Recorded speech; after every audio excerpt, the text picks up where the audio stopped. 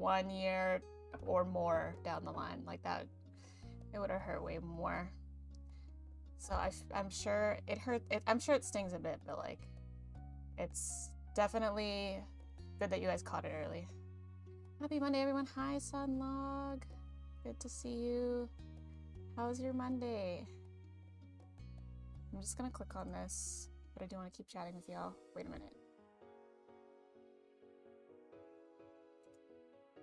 Okay. What a start to the chapter. I haven't even started reading it, but like, why is Cove like this? Hope things start to turn around. True. It seems like you have a positive outlook on things, which is the most important.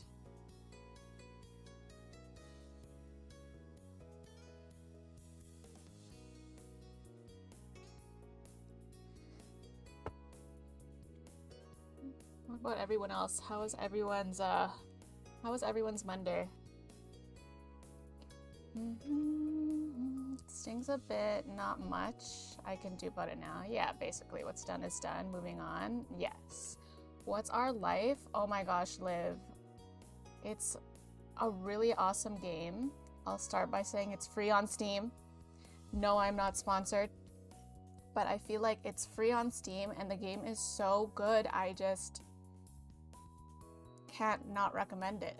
If you're okay with the visual novel, so it's very reading heavy, but if you're okay with visual novels, I think it's so worth playing. And sure, you might get a little bit of spoiler watching my playthrough, but there's so many decisions and different things that you can change in your story because it gives you a ton of choices. It's a choices matter type game, that your playthrough could be so different, but it's really cool. I really recommend it. Honestly, you might really like it, Liv. It's really cool because it's been very inclusive, and it lets you choose or like customize your character, like not just, I mean, physically a tiny bit, yes, but like it lets you customize your character quite deeply. Like it asks you questions about your sexuality and your lifestyle and how you like it's just really, I don't want to like spoil too much of it, but we did just find out yesterday. Cove revealed his sexuality to us, which was really cool, and I wonder if that changes. I feel like it doesn't, but I thought that one caught me off guard when he confessed his, or confided, I don't know what confessed, but confided in us about his sexuality yesterday. And then also, Pretty Baby Girl had pointed out that Cove is autistic, which made so much sense. Like the signs were absolutely there the whole time, and I like saw it, I realized it, but like after Pretty Baby had pointed it out, I was like, holy fuck, he totally is. And I think that is very cool. And I also, when I was downloading the wedding DLC, I love how much love Cove is getting. So, he seems to be a very popular character. Sleepy Cove taking in the beach breeze. Is that what he's doing? Oh, this chapter is called Charity. And a Cove got, the storyline here is that he got me into volunteering at a charity. It was like Ocean Recovery California something something. That's Orca. That's the shirt he's wearing. So he did that, and then obviously I got into it because he's my crush. So whatever he's into, I'm into. And this chapter is called Charity, so I'm guessing it's us doing stuff for Orca today. Monday's been well, nice. Did you work today? I'm assuming you did, but you never know. Maybe you had your day off. Hope you're well also. My day was a little bit frantic. I had to take my dad to the eye doctor because my dad has not had a very good start to the year. I feel so awful for him, but I don't know if you remember, but during New Year he was sick, so he didn't even get to celebrate New Year's with us. it was, and not my mom, sorry, my grandma was also sick at the time. So for New Year's, I always spend it with my family. It was just me and my mom, and we decorated cookies. It was a lot of fun. But anyway, it was just me and my mom celebrating this year. And my dad was super sick, bedridden. But since then, he's recovered, but he now has like this, what do you call it? Like a busted eye vessel, if you will. Like, you know, when your eye goes completely red, the white of your eyes. He had that, and it happens, right? So he went to the doctor, and the doctor's like, "Yep, that happens."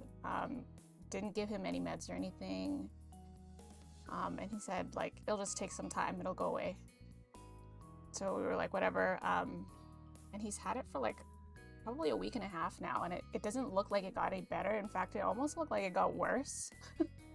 So he got really worried and went to the eye doctor, and then the eye doctor was like, "Oh, this looks kind of serious. Like, I'm gonna refer you to a specialist." So they referred him to a specialist, and then he got a call from the specialist today. And they're like, "Yeah, we'll see you like right away." So everyone in the family was like panicking because they're like, "Oh my God, it's so serious. Like the specialist is like getting you in like ASAP." So we took him to the, and then they were like, on top of that, the specialist was like, "Make sure you bring a driver." Zero context at all, by the way. They're just like, "We'll get you in right away. Make sure you bring a driver." I'm the only other person in the house that can drive, so I was the one. And then, so I had to take him in today, and I didn't go into the office or anything, so I was just like waiting around, but it seemed like I was gonna be waiting around for a while, so that's when I texted you guys. And I was like, yeah, I don't know if I'm gonna be able to stream on time. But I think not long after I sent out that message, my dad got back. So I didn't actually have to wait that long. I did wait a bit, but it didn't end up being as long as I thought. But I think he's mostly okay. They didn't do anything crazy. They did freeze his eye, which he said feels really like they froze his eye and then they like poked at it. This is how he described it. They like froze his eyes, both of them, and they had to poke at both of them. Like tap, tap, tap, tap, tap. It sounds so uncomfortable.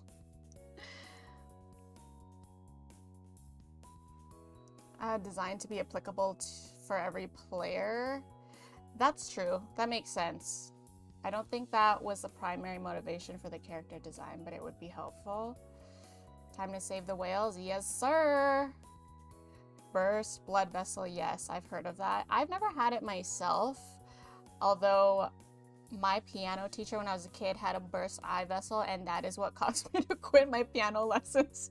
It's so sad. I really hate it because she burst her eye vessel, and she was my piano teacher, and she like sat really close to me, and I got really scared of her. I was a kid, okay? I got really scared of her, so I like begged my parents to let me quit piano lessons. And that's the story of why I don't know how to play the piano now, because I got scared of my teacher's eye vessel. Still, that sucks. Sending good vibes. Yes, thank you, thank you. Major blah for health. Can't wait for February. You too? I'm glad they were able to see him. Yeah, I was really impressed. I think overall it sounds like nothing too scary or anything like that. They did give him medicine and said like they'll see you from there. But yeah, I'm just really thankful that the specialist was able to get him in right away. But the whole we'll see him right away and bring a driver sent the house in a bit of a panic. Thank you for the follow. Thanks for the look, Tom. Seen the cookie posts. In retrospect, there are a lot more. So yeah, the cookie posts. Those are funny. I love the way that the cookies turned out really funny, and my mom and I had a really great time. We ate about half of the cookies, and the rest we pretty much threw out. Because, not a lot of us eat sugar, so it's mostly just me eating it. And, yeah, it's like a whole batch of cookies. I probably should have shared it with someone, but really is nobody. There really is nobody that I could just like give them to. Best wishes to the family. Thank you, thank you. Why didn't you say I can drive? Yeah, Cove, where were you? I mean, I was totally fine to drive, but everyone was just like freaking out. Like, what are they gonna do to his eyes? Like, why does he need a driver? His eye recovers quickly. Has anyone here ever had like a burst eye vessel or whatever in their eye? Is dad okay? I came in mid-sentence. I think he's okay, yeah, for the most part. Just had a little bit of a frantic morning and afternoon. Hi, Camp. Yeah, but I'd be okay. That's good to hear. Hope it all works out for you, whatever it is. But yeah, hold on.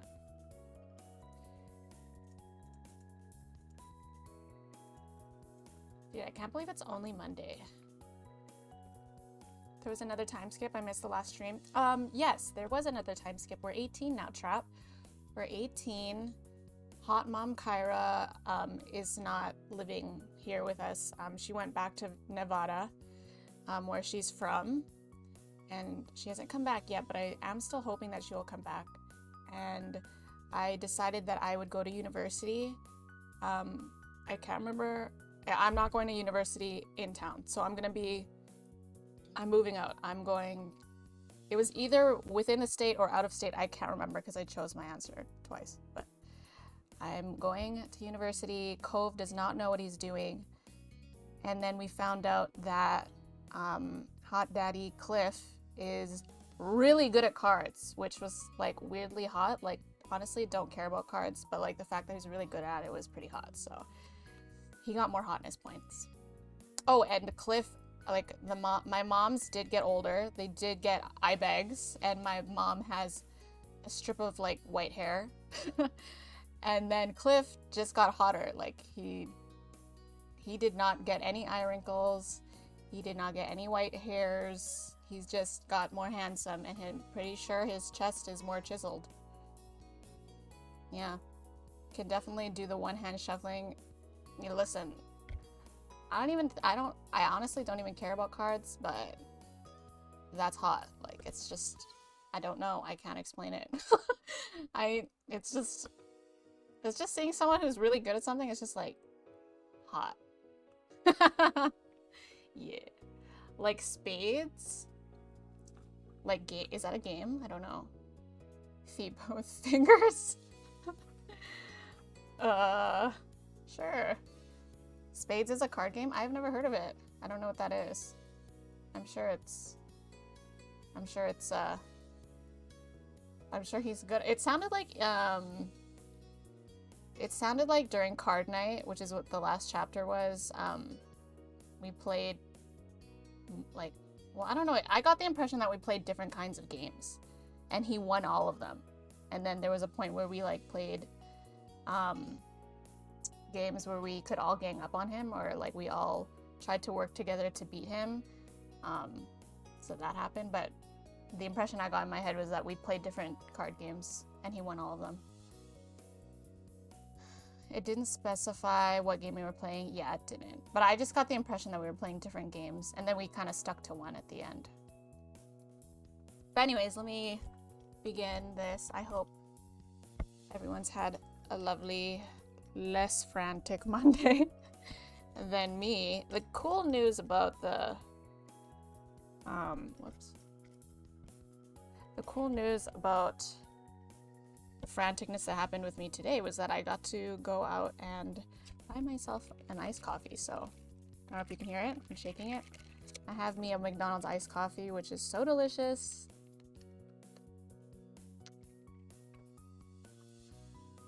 And this iced coffee, I would say, is the highlight of my day. It's so good. Yeah. Very yum. All right. I have no clue what this chapter is about, but, well, obviously it's about the orca thing. Let's see. Get your snacks, get your tea, or whatever it is you like to drink, and we begin story time. coffee? Yeah, get your coffee, iced coffees. Okay, so Cove pushed himself to his feet from where he had been, bent down in the sand, stretching out his back and groaning softly. I'm in the wrong thing. There we go. Okay. Oh, his eyes opened. A tired breath slipped past his lips as he wiped his brow. Is my volume good? My mic volume? A tired breath slipped past his lips as he wiped his brow, looking out over the shore. It looks great. You stood beside him, joining in the surveying of the sand that almost seemed to sparkle beneath the midday sun. Grabs tea. Yeah, if I did not have coffee right now, I would definitely be having tea. I've been having like 3 cups a day. Not sure if that's good or bad, but well, I don't know. No, it's 3 cups. I have like 2 cups of jasmine and then a cup of chamomile before bed. But I have been peeing lots, which I think is good. But anyways, the two of you had been out on the beach since sunrise, cleaning up and down the beach looking for various debris. The work had paid off. Using a hand to shield your eyes from blinding rays, you glanced across the way where the other volunteers from Orca were gathered. They were easily recognizable by the high-vis vests. Oh, high-vis vests. Okay, I was like, what the fuck is that word? Recognizable by the high-vis vests that they wore. It looked as though everyone was about ready to wrap things up for the day. I'm happy to see it in a better state. I'm exhausted. I'm just glad it's over. You did great, Cove. I'm happy to see it in a better state. It was pretty sad looking when we got here. The beaches of this town were practically your own personal backyard, and you visited them a lot. It felt good knowing that you were helping to take care of them. Too bad not everyone sees the joy in putting trash where it belongs. Oh well. Cove placed his hands on his hips, a pleased grin pulling at the corners of his mouth as he admired the work you'd both done. High vis is like high visibility. Yeah, like those reflect jackets or whatever. Yeah. At first when I read it, I was like, what the fuck is that word? Why they would need those on the beach though during the day? Yeah, that's true. You had begun to realize during your time volunteering for the organization how seriously Cove took his service. It was easy to see that it was something important to him. You felt equally as invested and always gave it your best efforts. You enjoyed the work but mostly wanted to have a good time. Miranda was right, you volunteered because it was a good reference. You didn't want to be there, but you didn't know how to turn it down. Miranda was right. I would say because I'm a Nicholas in game, I've kind of painted him to be a very studious guy. He volunteered because it's a good reference for his resume or like his application or whatever, university application. You still worked hard at it. No matter why you were doing it, it was a good cause and you wanted to do your best to help out with the activities that were planned. Oh my god, he said my name again. Hey, nice work, Nicholas. Thanks. It's been a good year so far. It's crazy to think that it's already time to push the big event. You let out a big breath, thinking of the formal dinner that we got to choose his formal outfit. Hey Nikki, Zevis learned something today? What did Zevis learn? Okay, you let out a big breath, thinking of the formal dinner that Orca organized every year. Being a completely fundraising-focused event for large donors, it was crucial for the organization's projects in the year to come. You had to be over 18 to attend. Are we drinking alcohol? Well, we hadn't had a chapter where we experimented with alcohol yet. Which I feel like when you're 18, or even when we were... Okay, before this we were 15. Before this we were 15, but... 15, I mean, some people I started drinking when I was 16. I wouldn't say 15. It's only a year younger, but anyway. I'm surprised that the question of alcohol hasn't come up. I'll wait for his arrival. The stream may officially begin. We have been saved. Well, hello.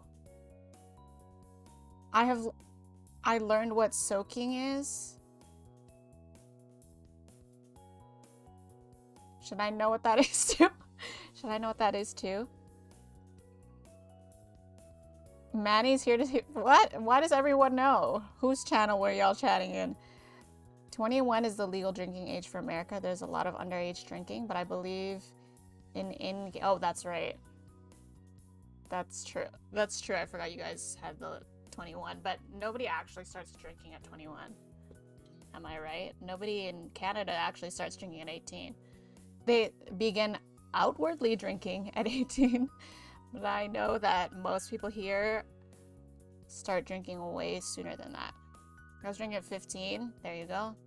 I feel like that's pretty average age. What about you guys? I think we had this talk already, but... Soaking as in the Mormon thing? What the fuck is soaking as in the Mormon thing? I didn't drink in America until I was over 21, people shy, and that is perfectly fine. Well, okay, not 21. I would not wait till 21 because I'm in Canada, and here you can drink at 18. I would have waited till 18 if I could go back. But I didn't have any traumatizing times at 16 or anything. Honestly, if you start drinking earlier, your body can probably handle it better. You know, when you start, if you drink later, your body's not gonna handle it. Like, you're getting old, man. You know, like if I drink now, I'll probably have one shot and barf instantly. I don't know. I was 19 when I had my first drink. Really? Basically, you put your dong in a woman's vag. This language. You put your dong in a woman's vag, but don't move. And a third person moves the mattress so you're not actually what? Huh? Who came up with this? And who is the poor third person doing all the work? A third person bounces on the mattress, so it's technically... It's just like, oh no, I fell in this hole. I hope the bed doesn't start moving now. And then a third person's gonna come in and they're like, oh no, I fell on the bed and now the bed is shaking. This is all an accident. I was drinking vodka and Sprite at school with my friends at 15. Oh, okay.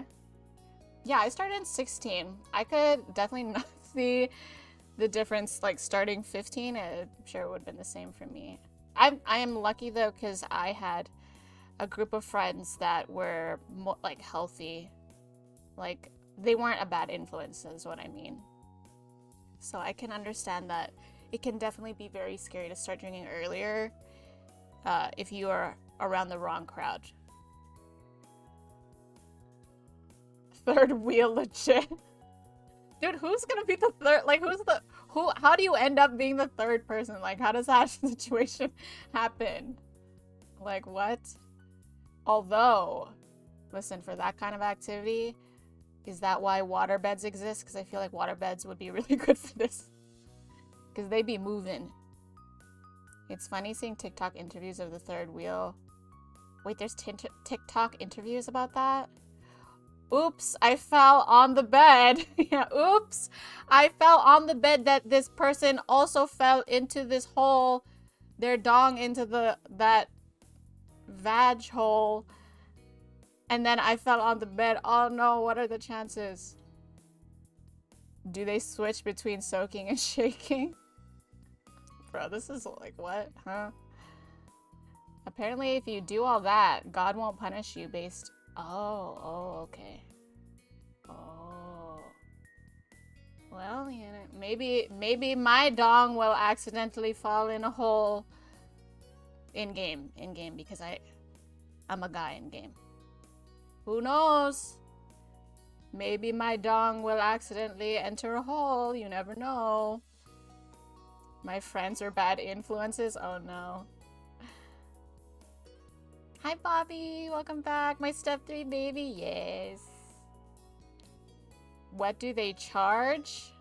Honestly, they should be charging. That sounds like hard work. I mean, I think that you said that you just jump on the bed, but like why? Like, what are they getting out of this? Anyway, whatever. We're cleaning the beach. We're cleaning the beach, okay? You had to be over 18 to attend, so this... Oh, right, we were talking about alcohol. We have to be over 18. Maybe this will be our first experience with alcohol, question mark. But also we're apparently in California, so probably not. But if this was the Canadian version, we would still be drinking. Whatever. Anyways, so this is your first opportunity to... Wait, so when you're 18 in the US, what does that mean? Like, you're just an adult? Is that it? You're an adult, but you're still not allowed to drink? That's such a weird idea. Like, what's cool about being 18 in US? You can, like, move out without emancipation? Is that about it? You can vote. Oh, and you can vote. Okay, that's pretty big. That's pretty big. And join the military. I thought you could join the military... Well, I guess technically, like, can't you, like, join the military at 17, kind of, technically, or something? You can get smoked at 18? But they don't let you drink? Make it make sense. Oh, man, I want to soak with Stacy so bad. Don't worry, bro. I'll be your bouncer. That's a true friend. Listen, y'all. Listen, y'all. Listen, I do think that the job of the bouncer... sounds terrible, but listen, if y'all need one, I'd do it for any of you. All of y'all are my good trusted friends. Okay, well, we're gonna stop talking about this now. We're gonna stop talking about that now. Pretty much your adult info. I guess that's kind of cool or whatever. Obviously shoots every kind of drug through you so you don't do them later.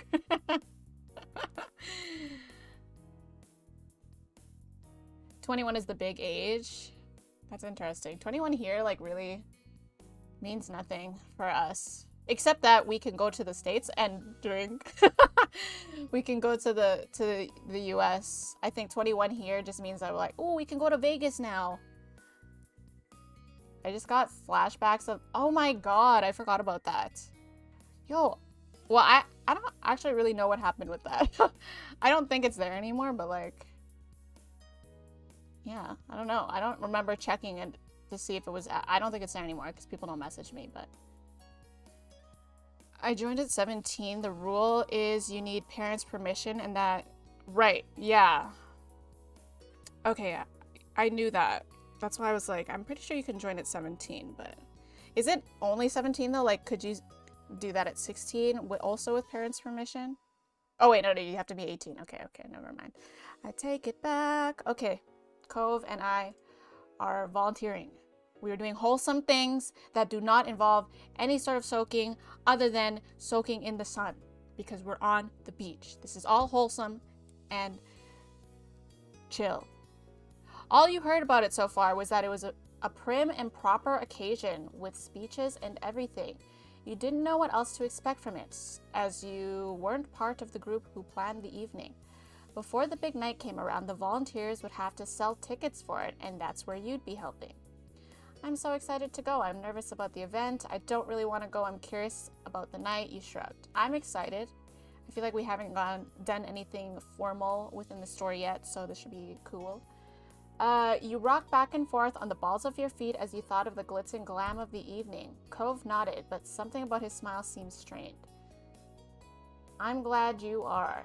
I just don't feel excited about attending a super formal meal with proper etiquette and stuff. Oh, we can't do the elbows on the table.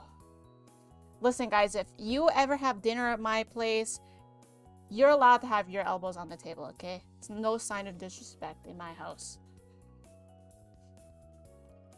Joke's on y'all, we get to drink beer and stuff at 16 legally. Oh, do you mind if I ask what part of the world you're in? My family's Hispanic. My older sisters are drinking. Yeah, no, it's the same. I love that. It's the same pretty much for in the Philippines. Like, pretty much kids are drinking and smoking at that age openly. Orca duties, yes sir. 16 is just the legal age, as if rural kids would listen to that. Yeah. We always forget that we come from a well-off family in this. Yeah, we do have a pretty nice place. Proper etiquette definitely can't do elbows on the table, but what are the foot rules? They didn't mention anything. They didn't mention anything. We are definitely wearing our anklet. That's what I know for sure. I don't know what kind of suit we're wearing, but we're for sure wearing that anklet. We're for sure wearing the anklet. We're not leaving that at home. He threw his arms out to the side, making a bit of a show at how ridiculous it seemed to him. I've got sand all over my room and only one nice shirt, and I go barefoot pretty much whenever I can. I'm gonna be so out of place. Listen, Cove, I know Cliff has some nice shirts in his closet. I know Cliff has got a nice suit and tie in there. I bet you'd rather stay out here. I don't want to have to worry about manners. Yeah, this. You can make it work for one night. Doing something that fancy will make it fun. You'll definitely seem out of place. I don't want to say that. I don't want to have to worry about manners. I feel like that's my thought. What if they have more than one fork like in the movies and I have to pick the right one? What am I supposed to do then? You groaned at the thought, dragging your feet through the sand while Cove chuckled at the thought. A small beeping noise came from Cove's pant pocket, and he pulled it out and glanced at the screen. Aw. It's the organizers. They've sent a text to the group. Time to call it a day here. All right, ready to head to our next activity? Cove tucked his cell away eagerly, turning to you.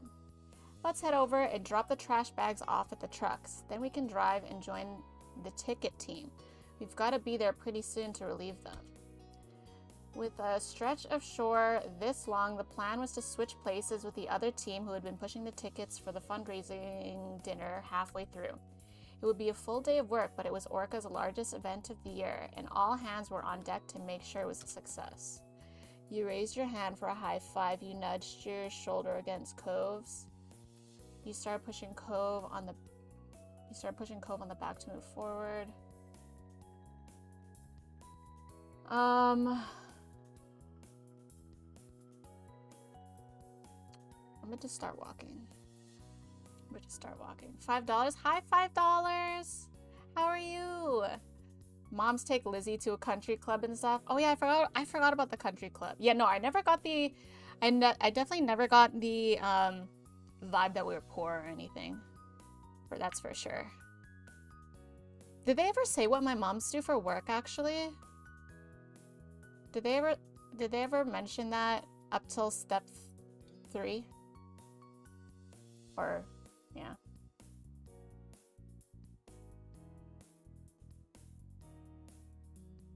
Ridiculous 80s style clown costume, but with 3 anklets on each foot. 3 anklets each.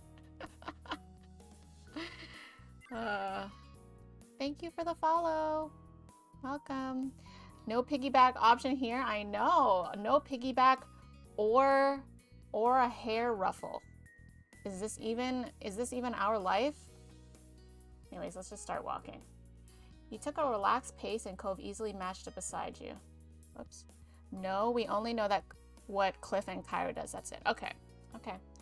Will I don't tell me what their jobs are if we do know, but will I find out later what their jobs are, or are they just never upfront about it? I can list something, but I don't know where I got the info from. You don't know. So do they ever talk about it in the game then? You collected the trash bags spread along the way together, heading across the beach to hoist them into the trucks before heading off to the next job. I think Maz gets mentioned in the wedding DLC. Ooh, okay. We did buy the wedding DLC, so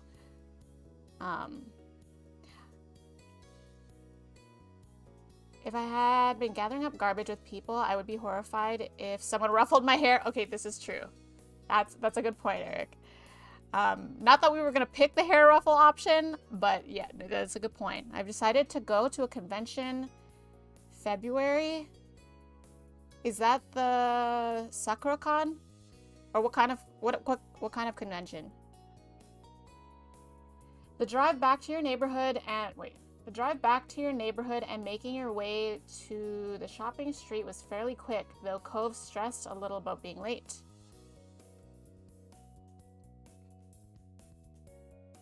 I think, unsure. I don't even know what that is, pretty baby. Is that a name? Is that a job? Is that a place? I don't even know what you're saying. Anyways, luckily he was able to find a parking spot. Luckily he was able to find a parking spot nice and close to where you needed to be. You jumped out of the car and quickly went towards where you knew the group would be.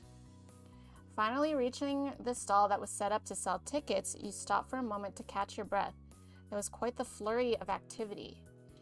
It would be your job to rest for the rest of the afternoon to help sell tickets for the fundraising dinner, and looking around the street, you saw that there were plenty of potential buyers out today.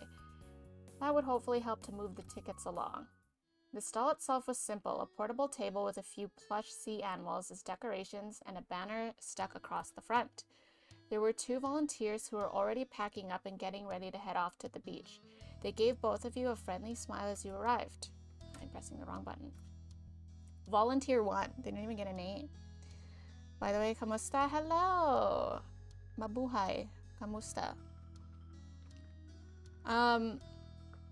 Hey Cove, Nicholas, how'd things go at the beach? Not bad. It was good. The place is looking great.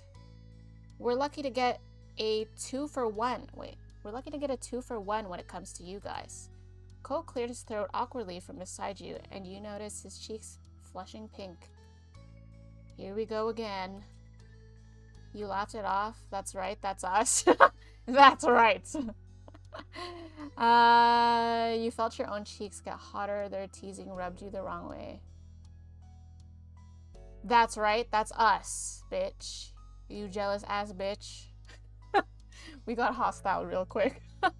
By the way, has anyone been following the drama between Nicki Minaj and Megan Thee Stallion? Because the tea is hot. It was definitely Cove. I would definitely ask Cove if he could get me some of those plushies. It's pretty rough volunteer 1 not getting a name, but at least they're not volunteer 2.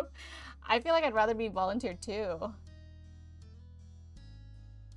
The very few Tagalog words I know.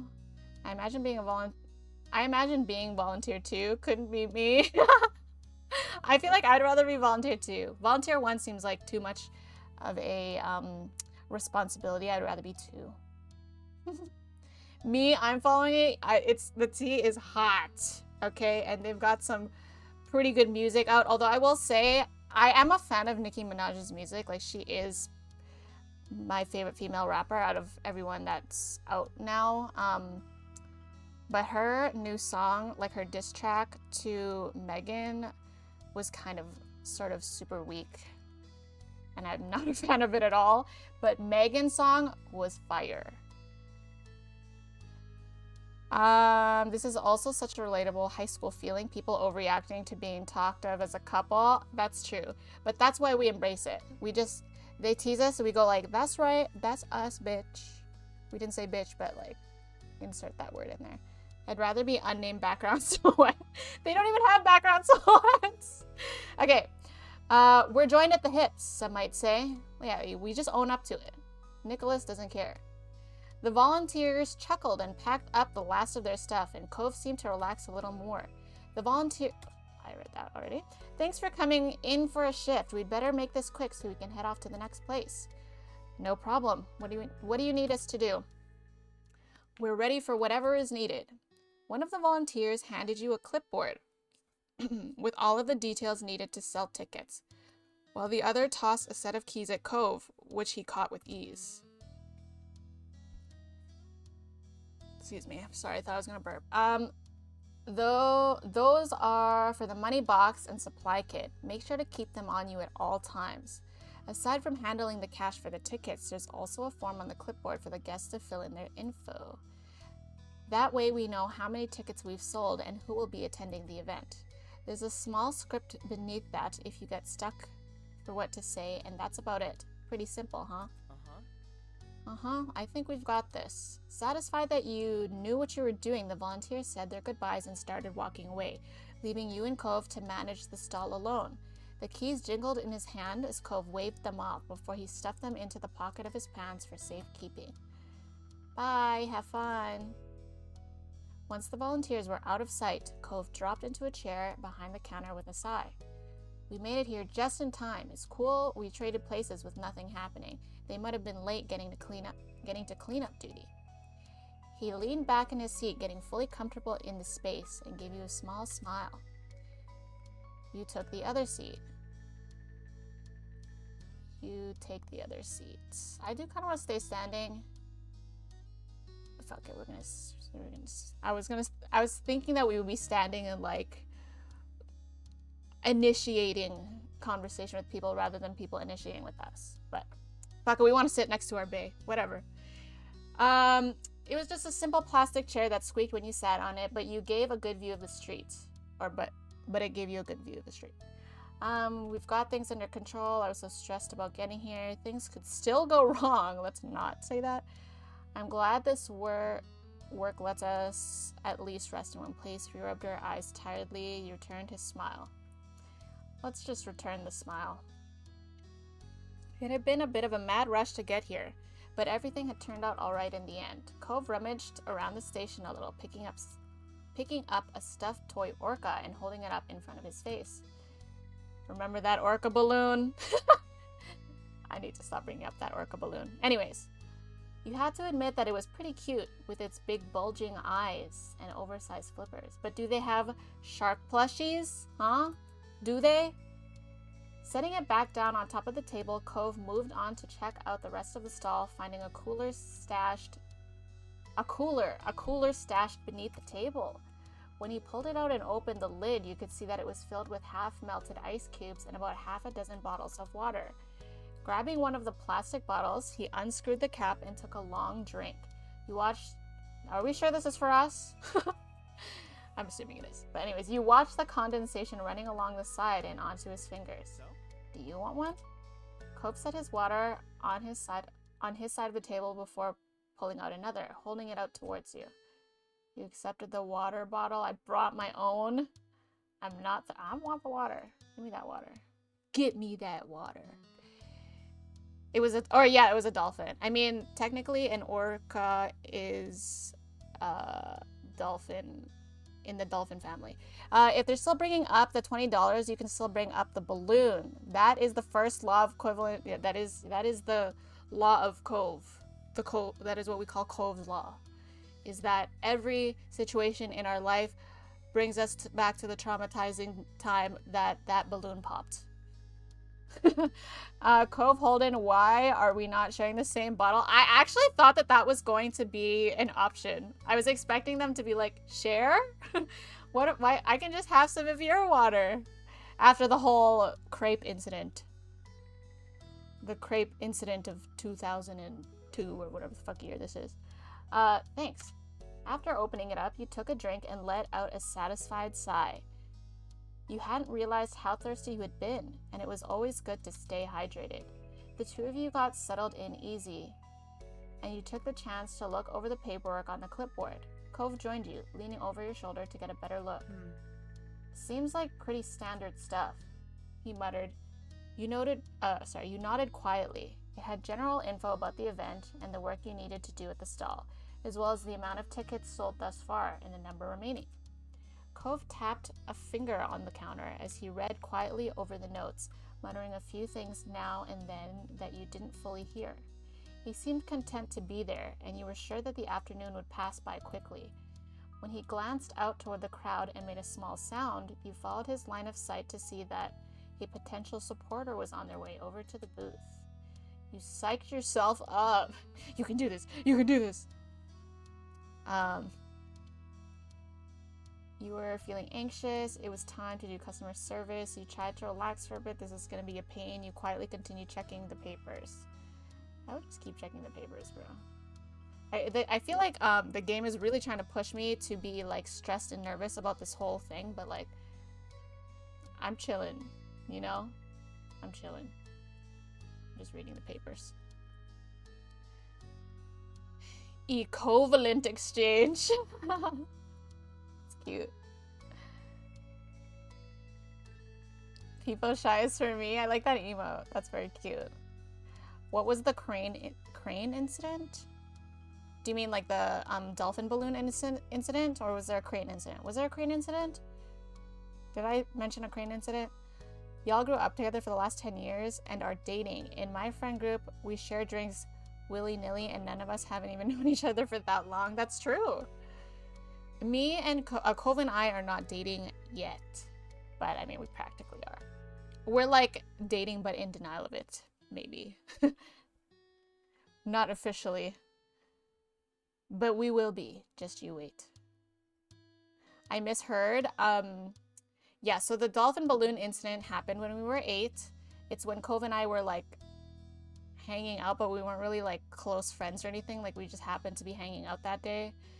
And I took him here actually to this exact street. And a magician gave us free balloons at the time. We were 8 years old. The magician gave us these free balloons after he did a cool trick where he pulled a card from my ear or some shit. But anyway, we both got balloons. And then I was like, my balloon's an alien. I gave it a name. I can't remember. I think it was like Cherry or something. I don't know. Whatever. I gave my balloon a name and I was all excited. And I was like, my balloon is an alien from outer space. What's your balloon's name? And then Cove was deciding and his balloon popped mid-decision. It is so traumatizing. He started bawling right then and there. He literally, like, his eyes welled up instantly and he started crying, and then our day was like completely ruined. I think I tried to give him my balloon and he didn't accept it. Oh no, I didn't try to give him my balloon. I said we should go find the magician and he was like, nah. And so yeah, every time something sad happens, I always bring up the balloon incident because I'm like, should we talk about that traumatizing balloon incident? The trauma of death, 199x over oh, sorry, that's the year. I was like, what are these numbers? Yes. But actually, I mean, after hearing from Pretty Baby about him having autism, I get why they have scenes like that. That scene made sense to me. Not because he had, like, I understand why they put that scene in, not why he reacted that way. I mean, I guess that too, but like, because at the time it happened, I was like, what the fuck was the point of that? Like, what was that scene for? But yeah, I see now they're like kind of setting that up. Cove got that autism riz. He really do.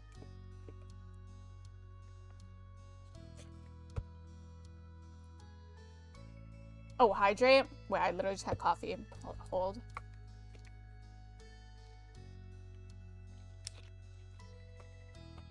Okay. Hi, how are you doing today? Look at Cove being an extrovert and shit. Cove greeted the person as they approached, and you were glad he had stepped in instead of making you do it. You were much more content with working in the background, and so designated yourself to the task of taking guest details down instead. Time passed as the two of you manned the stall, and as people approached, your sales pitch would either have them asking for a ticket or two, or heading off and mumbling, maybe next time. All in all, you managed to sell a decent amount of tickets, and you could tell that Cove was happy with the outcome. As the afternoon drifted along, 6 p.m. arrived. Time to pack everything up and head home for the evening. Your work with Orca was far from over, but right now there was only one thing left to focus on: attending the actual event. It is time. The days continued on in a normal flow, and before long, the night of the Orca fundraising dinner was upon you. It was early evening, and you were in your room getting ready as the minutes... Oh, damn, I wasn't expecting this. But anyways, you were in your room getting ready as the minutes ticked closer and closer toward the time you needed to leave. You wanted some privacy, so you had locked yourself away on your own. Liz was helping you pick out an outfit. Cove was on speakerphone. Liz was helping you get ready while Cove was on speakerphone. I'm wondering, is this determining how extroverted I am? I kind of want Liz to help me. Like, I want Liz to be part of the scene, but in my head, Nicholas is already really fashion savvy, so he doesn't need help choosing an outfit. Like, he's just like, he knows. He knows, and he's confident in his choice. Dress up time? I hope it actually lets me pick. I don't know. I just really want Liz and Cove to be part of the scene. I hope this doesn't read me as being an extrovert, but fuck it if we are. Oh, okay, never mind. I thought I missed a message. Okay, Liz is here. You are currently in the midst of picking out. Oh, I wonder if Cliff is going to the event. Sorry, random thought, but I hope Cliff is coming. Okay, anyways, you are currently in the midst of picking out an outfit, which Liz was helping you with, while Cove gave his input from the phone. Of course, Cove couldn't see any of the items you and Liz were choosing between, but he was trying to help all the same. The event had strict guidelines. You wouldn't be let in unless you were dressed to code. That meant having to find a truly professional outfit, but one that you were also happy with. You were happy to have the chance to dress fancy. You wanted to be practical about it. I'm happy to be fancy. Yes, we love events to dress up for. It's the only reason I would ever get dressed these days. The special event dates with Cove are always the most fun parts. I like any of the hangouts with Cove, to be honest. Liz is really cute though. I do love Liz. Liz, I love my relation, like the, what's the word I'm looking for? I like how my relationship with Liz has evolved over the years, just like a real sibling relationship would. Like, we didn't get along when we were kids, and now I like to think that Liz and I are like besties. I mean, I would say my bestie is probably number 1 Cove, number 2 Lee, which I haven't heard from her since I've been 18, I think. Oh no, I did. We spoke on the phone. And then my sister Liz. And then Cliff. And then Mr. Cliff is number 4. Liz's growth has been excellent. Yeah, I really like my relationship with her. Ate Lizzie. Yeah, I could call her Ate Lizzie. She's Filipina. Okay, there were a couple of outfits that didn't get nearly as much use as you would have liked, and now was the time to show them off. You smiled as you picked your way through the items, your excitement shining bright. You don't need to get too into your head about thinking about the look, but you do need to hurry up and pick something. At this rate, you're gonna have a better time picking out your outfit than the party itself, but whatever you go with, it'll be great. Aren't you helpful, Liz? Don't push me, Liz. Thanks for talking it through with me, Cove. I never thought I'd see the day when Cove Holden would encourage me to wear something formal. You laughed a little, you shook your head. Honestly this. I never thought I'd see the day Cove would encourage me to wear something formal. Except for a wedding day. Okay, I'll shut up now.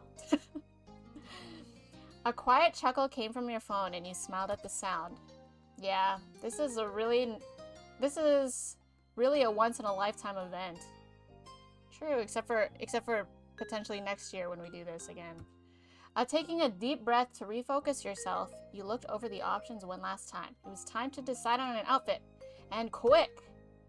You chose a dress. You chose a button-down shirt and pants. You chose a blouse and pants. Wait, what kind of blouse? That's so vague. You chose a button-down shirt and a skirt. You chose a blouse and a skirt. I would like a button-down blouse shirt. Does that count? You know, like that the bell sleeve like vampire shirt that I give Brad Burns? I want to wear that. Is that an option? Where's that up? Where's that option? Where's the vampire shirt? Where's that option? Okay, whatever. We'll just go with the button-down shirt, I guess. I don't know. Wait, what happens if I search blouse?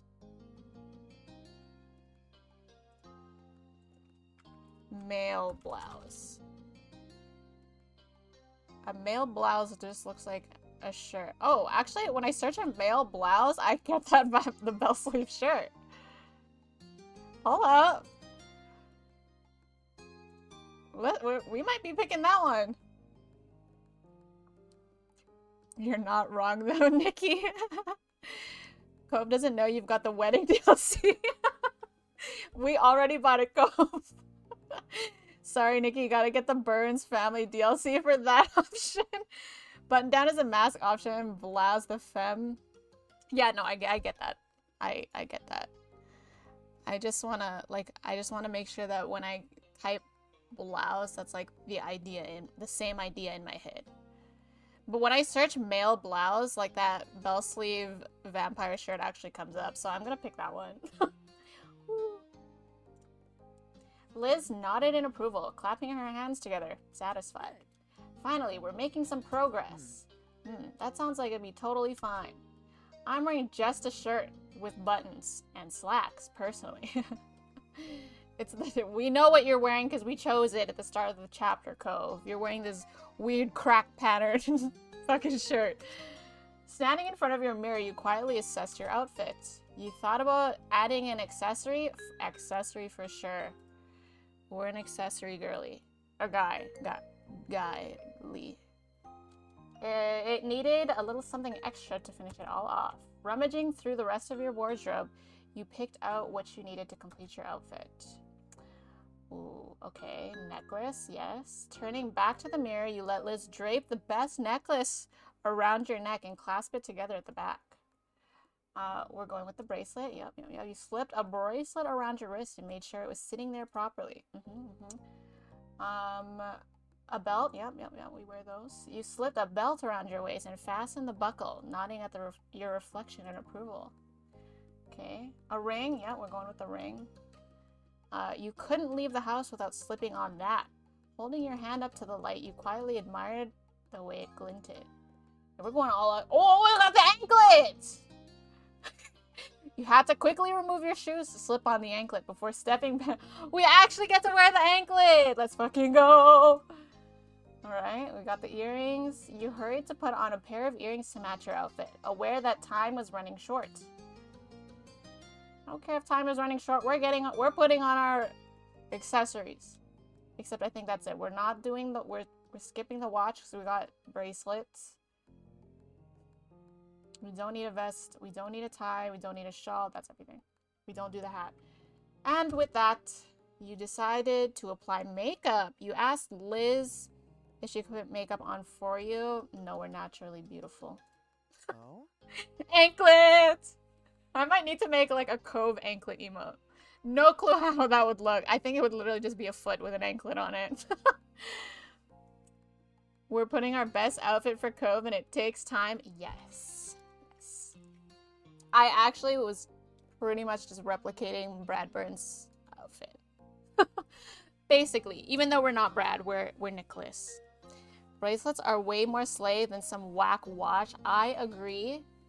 I mean, I don't know what kind of watch it was gonna give us, but I'm thinking we're wearing like 5 bracelets, not just like 1. I'm thinking we're wearing 5, like there's no room for no watch in there. We're going full send on the bracelet and jewelry. Okay, you're really going all in, aren't you? Hell yeah! No, Nicholas does not say of course. Nicholas says, hell yeah! Finally, you were dressed. It had all come together. Is Liz coming? Like, girl, are you wearing that, girl?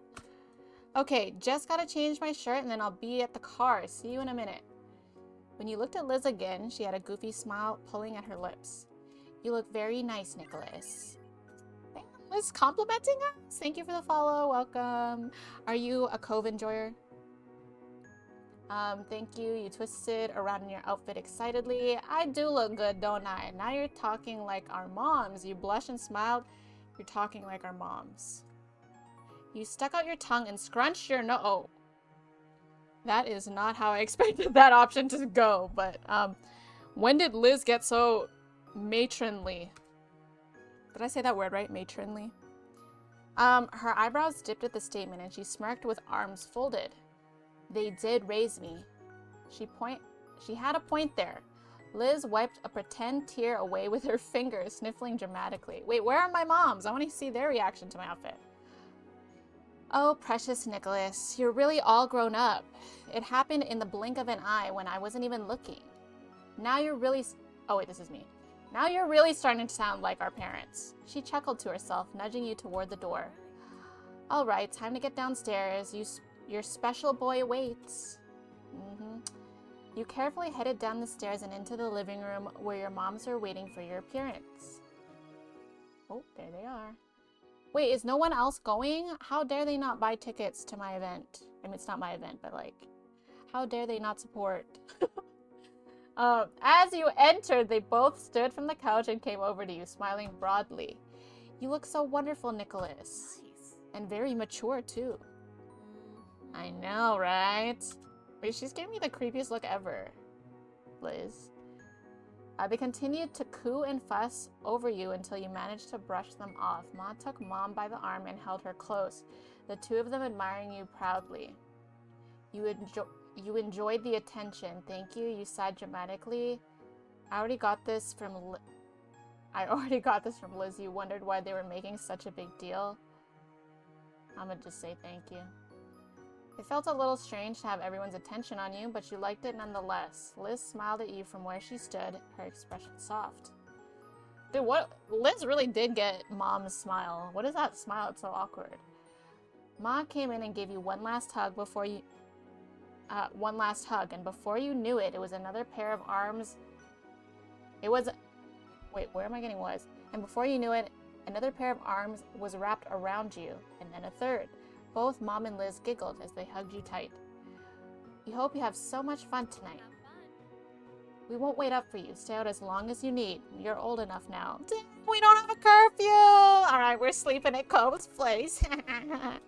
Okay, with a last wave of goodbye, you left your family and approached the front door. It was time. Does this mean Cliff's not coming if my moms aren't coming? I'm so sad. You did say it right, but I can't believe in-game Nikki said it. Nicholas out here with a Jenna Marbles impersonation. I love Jenna Marbles. No curfew. We're running a con raids all on all our alts tonight. Hell yeah! Nikki, we're gonna have to grab the spray bottle. Whoa, whoa, whoa. Okay, Nikki, maybe we're gonna learn what soaking is later. Does anyone want to be the bouncer for us? Okay, I'm gonna shut up now. I hate you guys for bringing that up. Okay, anyways. Stepping out into the night, you closed the door behind you gently and looked out across the street. There it is. There's that crack shirt. Crack pattern shirt that we picked out for him. Cove was standing there in the street. His eyes met yours immediately, as if he had been watching your house for the moment you would come out. He smiled bashfully. Hey, Nicholas. Hey, I hope you're ready to do this. You took the chance to check over his outfit as he walked across the way to meet you. Hi, Tanuki. Yo, y'all got me with the bouncing shift, right? I got no curfew tonight, y'all. It was formal for sure, though didn't feel overly posh. Yeah, it's the cracked glass pattern that he's got going on.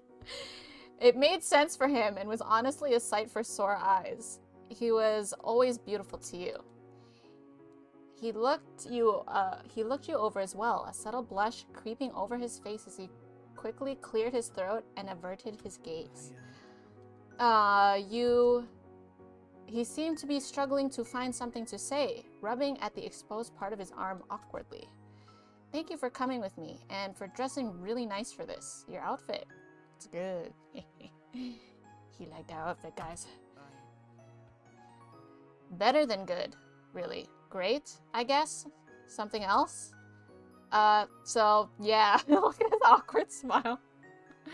Oh, it was funny. By the way, if you want another visual novel, thank you for the follow. If you want another visual novel with less reading out loud, lovely seafoam. After this lovely seafoam green behemoth, I may have a suggestion. Yeah, let me know if you have another visual novel. I don't mind the reading, to be honest, but if it has less reading, I'm cool with that too. So yeah, his gaze traveled downward to take in your full form, and he suddenly froze, his eyes widening on what you were sure was the tasteful anklet peeking out from above your shoes. Dang, wait, my anklet's poking out? I wasn't planning on revealing my anklet until later. Cove turned his very red face away from you, and you peered at him adoringly as he mumbled to himself, "Oh my god." As you imagined, the choice of accessory had him fully flustered. You knew how he felt about them, and he knew that you knew how he felt about them. The purposefulness of teasing him this way likely had an even bigger impact than even seeing you in the anklet. You started to wonder if it was a good idea after all. Cove acting like that was killing you, and you hadn't even started the trip to dinner yet. It took a great amount of effort to focus your thoughts and react to his overall assessment to your look. Listen, I'm wearing all the accessories possible. I wasn't gonna skip the anklet, okay? This isn't about you, Cove. It kind of is. It totally was. You look very nice too. You're so hot right now. Goddamn. Okay. Your look is very nice too. You glanced over him from head to toe, noting that his... Yeah, I like the cracked glass pattern. Yeah, it's very, nice. Noting that his shirt, pants, and shoes were all shiny new. Very nice indeed. He ducked his head a little to hide his expression, but you didn't need to see it to know he was pleased that you had said so. Thanks. Then he shook his head, glanced back towards the garage, and throwing a thumb over his shoulder, spoke. Throwing a thumb over his shoulder. That sounds like a weird action. Come on. We should probably get going. Wouldn't want to be late to such a grown-up event, right? Yeah, let's go. You headed over to Cove's car together. Do I not have a car? I feel like I'm never driving. You headed over to Cove's car. No, I can drive. I guess it's always Cove driving for me. Did I pick that option? I think maybe I did. Because I do like this. I do like this. Anyways. We are an IRL passenger princess, so Nicholas is also a passenger princess. You headed over to Cove's car together, hopping in and strapping on your seatbelts. You were on your way. It's just in the story. It worked out. It has voice acting. Lady Tatiana revealing anklet on thine dance floor. Dude, I was thinking, you know, when the night was over, I'm just assuming we have no curfew, you know. I already decided for Nicholas that we're sleeping over at Cove's. I don't know if that's where the game is headed, but I already decided that's when I was going to show my anklet. I fell asleep into a nap while browsing Instagram Reels, and I was stuck on one for 2 hours. Oh my god, do you live with anyone? I feel like that would have been very annoying for them. Now the algorithm is going to show me nothing but fish talk. Actually, you know what? Fish talk is really interesting in my opinion. You're so hot right now. Is there a way to say that not flirtation? Yeah, that's true. Pointing behind him with his thumb. It's just in the story. I don't think we have our own car. We just share moms as far as I know. Yeah, I just feel like I've never driven it. Although in the game I did say that I have a license and I can drive, but I don't think there's been a time that I've driven yet. Anyways, the event was being held at a place you had never been to before. You brought up the location on your phone to help Cove navigate there. It took some time to find the right address, and once there, you were met with the task of finding a parking spot. Though you were on time, it seemed like everyone else had already showed up and claimed the spaces. Eventually, you found a suitable place before realizing that it required payment. Cove covered the amount, taking a ticket from the machine and leaving it on the dashboard of the car. Ooh! Classy.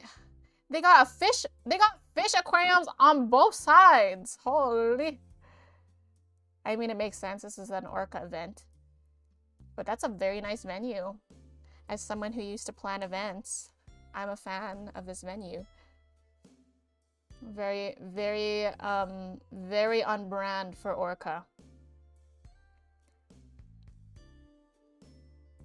If you're early, you're on time. If you're on time, you're late. And if you're late, you're fired. We get fired from a volunteer job. Chandeliers are so pretty. They are very pretty, I agree. They are very pretty. Wow. Alright. Despite the small holdup, you managed to ultimately make it to the event and confirm you are on the guest list before being shown into the dining area. Cove whistled low as he looked around. He did one of those. Taking in the extravagance of the room, chandeliers hung from the ceiling, and the entire place was decked out with beautiful ocean displays. You were stunned yourself. It was extremely high class, even more so than you had already expected. I'm a bit They say it's high class, but those chairs tell me otherwise. Those chairs look really cheap to me. But that's just Nikki. It's so nice. This is the best looking event I've ever been to. It's way too frilly for me. It's so overdone. Could be worse. You didn't comment. This is...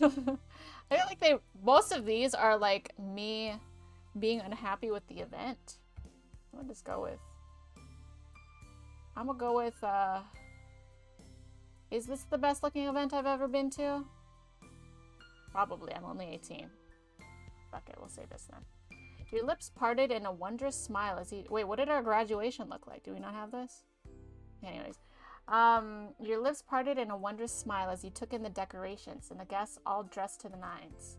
Cove met your eyes with a similar look on his face. You got the impression that he felt the same way about it all. The sound of your names being called out echoed over the din in the room when you looked around and recognized a couple of organization leaders looking your way. They approached you both in greeting, giving you a welcoming smile and a hello. Oh, it's leader 1 as opposed to volunteer 1.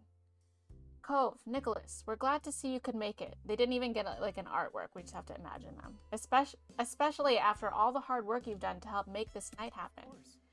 Definitely. I wasn't going to miss it. Hi. You say that as if we had a choice. I wouldn't miss it either. I'm thrilled to have made it. This place looks amazing. It's so nice to do something like this. Leader 2. Is there a leader 3? Question mark? Well, are they really a leader if there's a leader 1? Is leader 2 really a leader? Okay, anyways, we're done with the questions. Thank you for being part of the team. You're always welcome to help us with the activities whenever they come up. Thank you. Cove shrugged then, eyes darting around the place with an awkward look. I guess we should talk to more people. There isn't much else to do at an event like this. You found your way into groups of people who were standing around chatting while some light music played in the background. Servers with large silver trays were gliding between the guests, offering drinks and canopies. Did I read that word right? Canopies? Isn't canopy like... Isn't a canopy like a tent? Did I read that wrong? Anyways, Cove approached various people as you wound your way through the guests. He managed broaching new conversations as well. Oh no, well. He managed broaching new conversations well. Not as well. You were enjoying talking to so many different people, both guests and members of the organization alike, and found yourself enjoying the company. The sound of the microphone crackling came from the podium at the other end of the room. Someone who you assumed must be the host for the evening was asking everyone to sit down in preparation for the meal and speeches. You and Cove looked for your table, finding it easily enough by the little name cards that were placed delicately beside the napkins. A few others joined you at the table, though they weren't anyone that you recognized. The host, dude, I do not miss that situation. The arranged seating or whatever, and then you're like with people you don't know.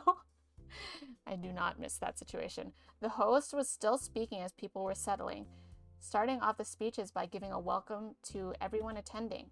She went on to provide some more information about Orca, which you suppose was for the guests who weren't part of the organization, and the purpose of the fundraiser tonight. Orca's goals, as she explained it, were to aid in the conservation and restoration of oceans and beaches. There were many people who had helped to make the group as successful as it was.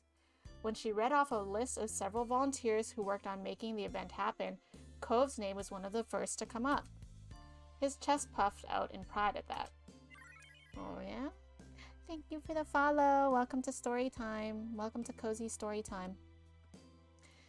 There have to be at least 2 leaders to make a whole gimlet. The best looking event we went to was Kyra, you casually sitting this. That is true, at the Chinese restaurant. That is true. He's so cute. He is.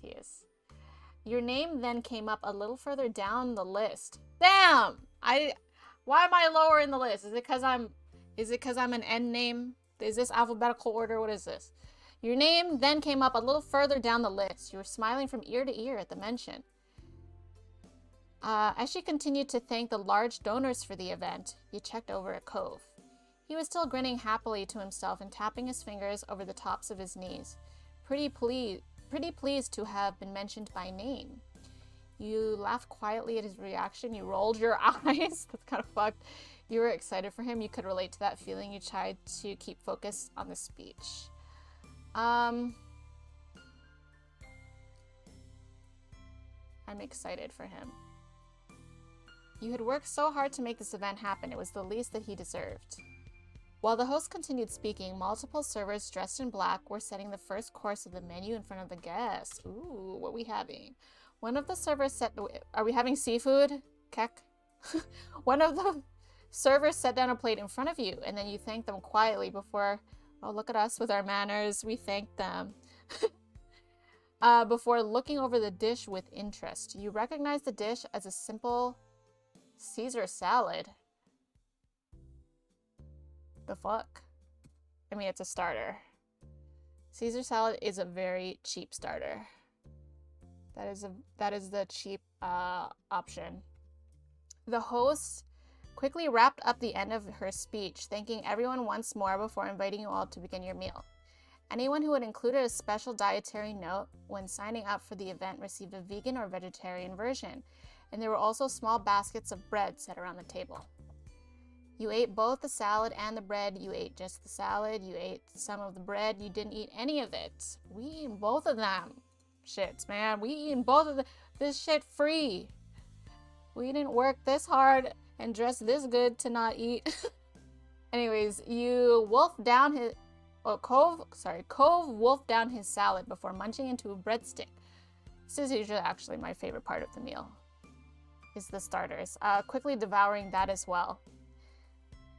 I hope the next part comes out soon and is bigger. You could hear him mumbling to himself as he reached over for another piece of bread. He glanced around the table and you followed his line of sight with curiosity, noting that everyone else was still eating the salad. Stopping his hand mid-air, he quickly pulled back and rested it on his lap without taking another breadstick after all. It was clear that he was starting to feel unsure of himself, and he looked a little out of place here. He folded his arms and turned away from them to you. Hey, did you like the salad? Hell yeah! That's what Nicholas would say. Hi, Lancer! Still playing her dating simulator? You know it! You know it! How's it going? Oh, pet pierogi? You cannot see it, but well, you can hear it. You hear him? Thank you, Lancer! That's what he's saying. How are you doing, though? What have you been playing lately? Have you been into the Pal World grind? Thank you, Mr. Lancer. Okay. It was really good. It was too small. That was alright. It was pretty bad. It was too small. I'm still pretty hungry. Yes, sir. In-game Nikki is extremely tall. He had to eat all the food to fuel that growth. True! Yeah, we tall. This is Nikki in her fantasy land where she's tall.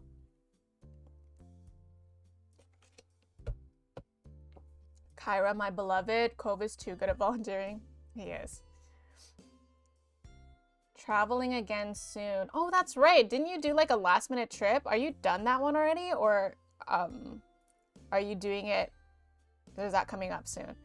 I forget where you said it was, but I remember you telling me about it. That's exciting. Happy for you. Is this the last minute trip or is this a second trip? Yeah, me too. His gaze remained purposely tunneled on you, as if he was trying not to think about what the rest of the table might be doing. You gave Cove a pat on... Oh, I thought that was gonna be a pat on the head. I was about to be like, what the fuck? You made silly faces at the other guests while they weren't looking. At the other guests? The fuck is that? What the... You picked up a breadstick and gave it to Cove. You discreetly flipped the other guests off? What are these? What is this etiquette? What the F word? You sat there quietly, feeling uncomfortable yourself.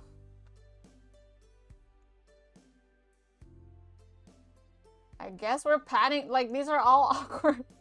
These are all weird options. We're just gonna pat him on the hand. This is the most uncringe one. Give the baby his breadstick. I don't want to just, like, force the breadstick on him. He's hungry. He sees the breadstick there. He can get the breadstick himself if he wants it. I don't want to just grab the breadstick and force it on him. The flaky girl texted twice in a row to meet up, so we'll give her another chance when I come back. Okay. Well, keep me updated. I'd love to hear how that turns out. Rooting for you either way. Oops. Okay, his lips tilted up at the corners and he seemed touched by the reassurance. It wasn't much longer until the main course was arriving and the various chicken, steak, and veggie dishes were being served throughout the room. An array of scents wafted through the room, making your mouth water. You had chosen the chicken. You'd chosen the steak. You went with the vegan meal. You went with the vegetarian meal. We're going with that steak, man. I could use a steak right now. It was nice that you had been given the option of how you liked your steak cooked, and the meal on the plate in front of you seemed perfectly to your taste. Cove had gone for the steak. Oh, look at us, we picked the same thing. And once he started to dig in, he was completely absorbed by his meal. You're gonna choke if you keep inhaling your food like that. You kicked him under the table teasingly. You flicked something at him while he was off guard. You focused on your own food. Why we gotta be so fidgety? Yeah, where's the foot option? Oh wait, no, there was a foot option. Okay, we'll kick him. We'll kick him. The tips of your toes knocked against his shin. Yeah, I was not trying to... I don't think I wanted to kick him in the shin, but enough for him to really feel it. He bolted upright in shock, almost choking on his mouthful of food. The look he gave you was far from impressed, but his eyes still held a glint of amusement. You threw your gaze away from him innocently, as though you had done nothing at all. When you peeked to see if you had gotten off scot-free, he rolled his eyes and returned to his meal. He chuckled lightly beneath your breath, and he did the same, thoroughly entertained. Dinner eventually ended,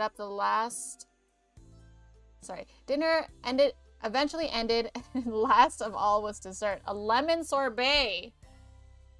Cove will fucking love that shit. He loves lemon. A lemon sorbet that had been partially dyed blue. The mix of white with bold... Wouldn't that make it green? Anyways, the mix of white with bold streaks of blue made the little scoop look like a ball of roaring ocean waves. The effect was really pretty, but the serving size was small. Perhaps it was the price to pay for artistry. You turned to Cove to find him pouting at the little size of it. Pouting a little at the size of it. Digging into the dessert, it took him only a few bites to polish it off. Again, the other people around the table had barely even begun eating. An unimpressed air settled over him as he sat back in his chair, sipping at his water unhappily. He's still hungry. You should appreciate what you got. You laughed at us moping. You're such a big baby. We can get more dessert later. Hell yeah, we can get more dessert later.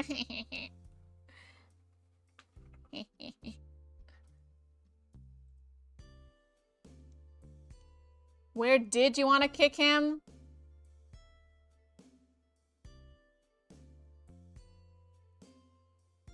I'm not gonna say it out loud. I have the feeling that natural lemon sorbet is white, not yellow, but I don't know why I feel that. It could be something told me, and I just believed. I honestly give him mine. Take my piece of pie. I would give him mine too, because I'd probably have a bite of it, and then just to see what it tastes like, but I really don't care for lemon flavored things. I never eat the yellow Skittles. I never eat the yellow flavored candy, the yellow flavored gummies, or whatever. Like, I just don't like lemon, but Mr. Cove loves this shit. Which is good, because he can have all of my lemon stuff. Anyways, you gave him an encouraging smile. He looked up at you sheepishly, embarrassed to have been caught sulking over such a thing. He fumbled for a defense. It was just really good, that's all. And now it's gone, but I'm okay. With a slight grin, he shrugged to show that he was really fine. Yo, usually at these events, this happened, like, I've been to a bajillion of these because of my old work, but, like, I'm not even kidding you. Usually at these events, most people don't even eat the dessert. It's so sad. It's such a waste. But basically, I'm pretty sure Cove could have someone else's dessert at this table. I'm pretty sure. Would you like a bite of mine? Do you want my dessert? Yeah, I'd literally give him my dessert. You pushed the dish towards him and his eyes widened in surprise. He looked down at the dessert and then back at you as if wordlessly asking if you were really sure. It's okay, you can have it. He hesitated a moment more before pulling the sorbet in front of him, a small smile tugging at his lips. Thanks, Nicholas. You're welcome. I didn't want lemon anyway. He scooped up a spoonful of the treat and put it in his mouth, humming happily. You felt satisfied knowing he'd enjoyed it much more than you would. You leaned back in your chair, looking around quietly. After a moment or two, you felt Cove giving you a sidelong glance. He then took another spoonful of faux ocean and He then took another spoonful of the faux ocean and held it for you. Your stomach began to flutter, and not from the prospect of sorbet. You ate the sorbet. Wait, what did I say? Oh. Fuck it, we're gonna eat the sorbet. Leaning forward, you ate the dessert from off his spoon, enjoying the bright, citrusy taste on your tongue. Not really. It's good. He's rubbing his belly right now. I love seeing him happy. True. Yeah. Another person from Orca got up on stage to make a speech as everyone was nearing the end of their meal. They spoke mostly about the individual projects that the organization was working on and their plans for the near future, as well as encouraging anyone who was interested to consider volunteering. Cove bent forward over the table with his chin balanced on his hand. We got our elbow on the table, Cove? Are we allowed to do that here? We got our elbow on the table, I think. Anyways. Oh no, we're gonna get shunned from the Orca community. Cove bent forward over the table with his chin balanced on a hand, listening attentively to the words. As they came to a conclusion and everyone gave them a round of applause, Cove caught your eye and smiled. You wondered what would happen now. And then the lights dimmed. A couple of spotlights came on, projecting a water light effect. Ooh, that's pretty. Around the room, a water light effect. Around the room, okay. The guests gushed over the ambiance, and you looked around with wide eyes at the ripples on the walls. The DJ that had previously been playing some soft mood music in the background announced that the floor was open for dancing, slowly turning the volume up so it drifted through the space. When you glanced at Cove, his eyebrows had shot up, and he mumbled quietly. I didn't know there would be dancing. I guess it makes sense now that I think about it. He gave an awkward laugh as you both watched as other people rose from their seats. It was clear now that many of the donors were couples. A small crowd had started to form on the dance floor, and the DJ played a romantic song to get everyone started off. They starting with the romance song? I feel like that doesn't sound right. Anyways, Cove let his gaze float over the small sea of guests, and he seemed lost in thought. A serious expression had settled on his face, making his eyebrows dip. Slowly, he turned to you, though there was something cautious in his approach. Would you want to dance with me? Ooh. I'd love to. I was just going to ask you the same thing. Oh, let's do that. He let out a stuttering laugh, relieved. Oh, that's good. He nodded firmly as he rose from his seat, though you noticed his hands shaking at his sides. You walked out onto the floor together, hesitating a little when you turned and stood face to face. Cove had a hard time meeting your eyes, but he lifted a hand for you to take, unsure of what else he was meant to do. You accepted his hand easily and gave him an encouraging smile. It took some doing, but amidst your nervous laughter, you managed to find a comfortable enough position to set a rhythm to the music. It was quite nice after that. Every time your eyes met Cove's, he would look away quickly, but he seemed to be enjoying the dance nonetheless. Eventually, he felt comfortable enough to speak. A lot has happened, huh? You nodded faintly. You weren't sure if he meant just today, the summer, or your entire time knowing each other. But it didn't really matter. It was true either way. Thinking back on the years that you and Cove had been neighbors, good times, it was difficult to even try to reflect on it all at once. I'm so glad. I'm glad we ended up here. He gave you a soft look and you beamed, knowing that could also mean many things. But from his tone, you were certain he didn't really mean here at this event. It was more than that. There's nowhere else I'd rather be, so am I. I think we have to tell your dad. Oh, we have to tell your dad thanks. Because of the $20 thing.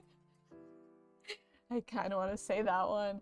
You couldn't speak. You chuckled happily at the two of you and the long adventure you'd been on. I kind of want to say this one. I'm going to say this one. We should tell your dad thanks. Probably. The party eventually started to wind down, and at last it came to an end. Wait, what time is it? $20 investment? Best $20 ever. You know what? I should have taken the 20. I mean, I was gonna be his friend anyway, and then I would have been $20 richer. I think we have to tell your dad thanks, because he's hot. Yes. Yes. When the main lights turned on, you blinked against the brightness. You blinked against the brightness of them, making sure you still had Cove in your sights. One final speaker came to the podium on the stage, thanking all the guests for coming and wishing everyone a good night. It was bittersweet to see it come to a close. Your time with Cove here was precious. At least the memories could be brought with you. Giving the space one more look, you walked together with Cove out to the parking lot. The same freaking parking lot as the freaking crepe place, as the farmer's market, the same freaking parking lot.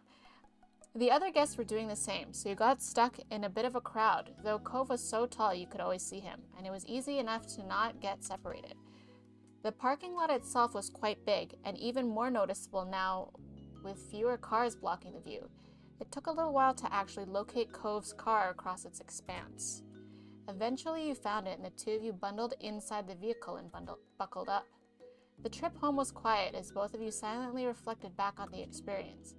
The event had been the biggest night of the year for Orca, and now it was all over, just like that. Outside your window, the surroundings soon became familiar, and you found yourselves back in your neighborhood. Oh, right, I forgot Cove had said that he planned on moving on his own, so he was not... I mean, I was gonna move for university, but he was gonna move out into his own place, so, like, this wouldn't be our neighborhood no more. That's kind of sad. I feel like step 4 is gonna be fucking sad as shit. Okay, anyways. Cove pulled the car into his driveway and put it in park before letting out a relieved breath. Home sweet home. Yeah. So, sleepover? Question mark? Question mark? I ain't got no curfew? Question mark? After climbing out of the car, you walked slowly down the road, Cove coming over to stand beside you. You stopped in the middle of the street, right between your house and his, and turned to him, finding him in the process of opening his mouth to speak. Strangely, he clamped his lips together, as though he had suddenly thought better of it. Okay. You also stayed silent. That was a good night. Good night. Thank you for taking me. Thank you for taking me tonight. This is awkward. I'm gonna be quiet and let him say the thing. There was an unusual atmosphere hanging about. It was hard to know what to say. You stepped in for a hug. Oh, it's the ruffle. The hair ruffle is back. Oh, man. There's only one parking spot in California. That's why traffic is so bad. That driving back home for the last time before moving is such an intense... Yeah. I feel like between this step and the next step, it's going to be very... Like, the in-between, it will be very sad. He calls it home now, even if it's just sarcastically. I think he does consider it home. He's, like, fully settled in here now. Surely before we move away from each other, before I go off to university and he moves out into his own place, surely before then I will give him the hair ruffle. But not today. All right, let's step in for a hug. This seems like a good hug moment. You went forward and wrapped your arms around him and he returned the gesture, squeezing tight. Night, Nicholas. With the last... Wait, are we not having a sleepover? I had it all planned out in my head. I don't have a curfew. With a last wispy smile, he left toward his front door. Figuring you shouldn't linger in the street for much longer, you crossed the remainder of the road and did the same. Listen, bro's gonna crawl into my window for sure. Or maybe I should crawl into his. Ooh. Hi, Neon. Hello. When you reached your house, you pulled out your keys and stuck them in the door, trying your best to be silent about it. Opening the door a crack, you turned back and looked at Cove from over your shoulder. Your eyebrow lifted in surprise to see he was doing the same, holding his front door open but waiting for you to go inside before he did. You shared an amused smile. Bro, can't you two just have the fucking sleepover, bro? Just have the fucking sleepover. You know you want it. You know. Girl, you only want to go over so I can see Mr. Holden. I mean, yeah, but like, listen, we can go see Mr. Holden and we can have the sleepover with our bae. Like, why can't we have our cake and eat it too, you know? Or maybe Jeremy will crawl in. Oh God, Jeremy, please no. Lost Ark reset tomorrow. We need to leave over. Okay, you shared an amuse. Oh, okay. It was quite late, so everyone else was already asleep.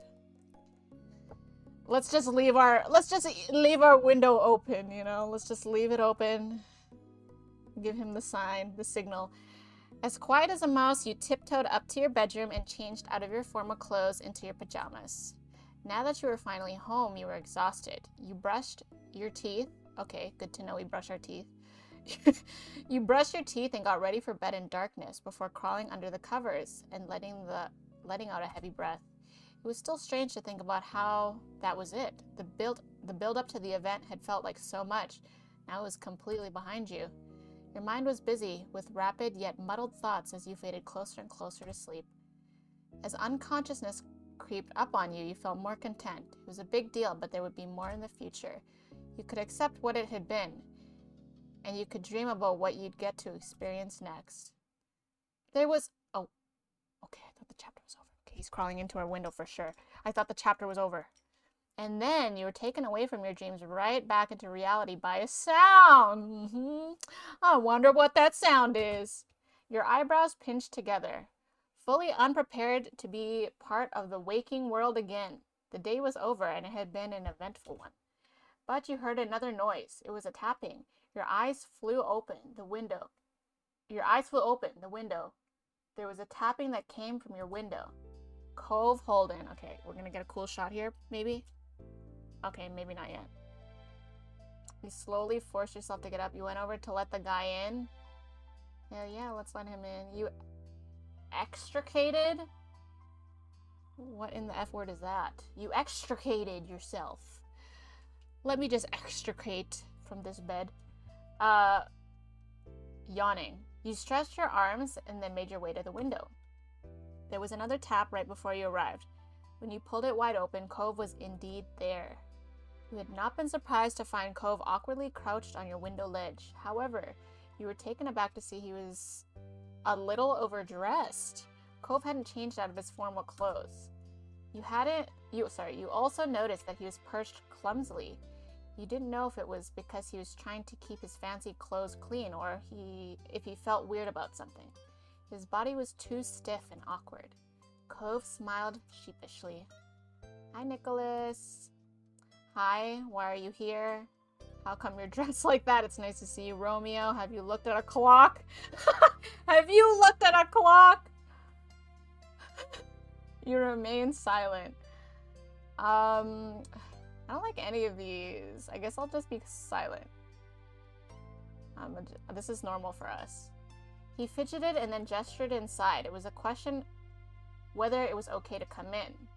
You moved aside and let him climb inside. He cautiously stepped down by stretching his legs over. Strangely, he didn't use his hands for support. It's clear to you now. He was holding something. Is he proposing? We're like 18. Okay, when he was safely on his feet, he briefly checked out his clothes. Is this the result of my buying of the DLC, the wedding DLC? When he was safely on his feet, he briefly checked out his clothes, twisting around to see the back of his pants. He caught you looking and shrugged. I did go home after the event, but I knew I wasn't going to be able to settle down, so I just walked back out. I needed fresh air and time away from... Dude, why couldn't we have the sleepover at your place? I wanted to see Cliff. He paused for a moment and raised his clasped together hands where you could see them. But then something happened and, well, so I have something I want to show you. Cove grinned like a child and gently unfurled his fingers, not being able to keep you in suspense for even a minute. Oh, hell no!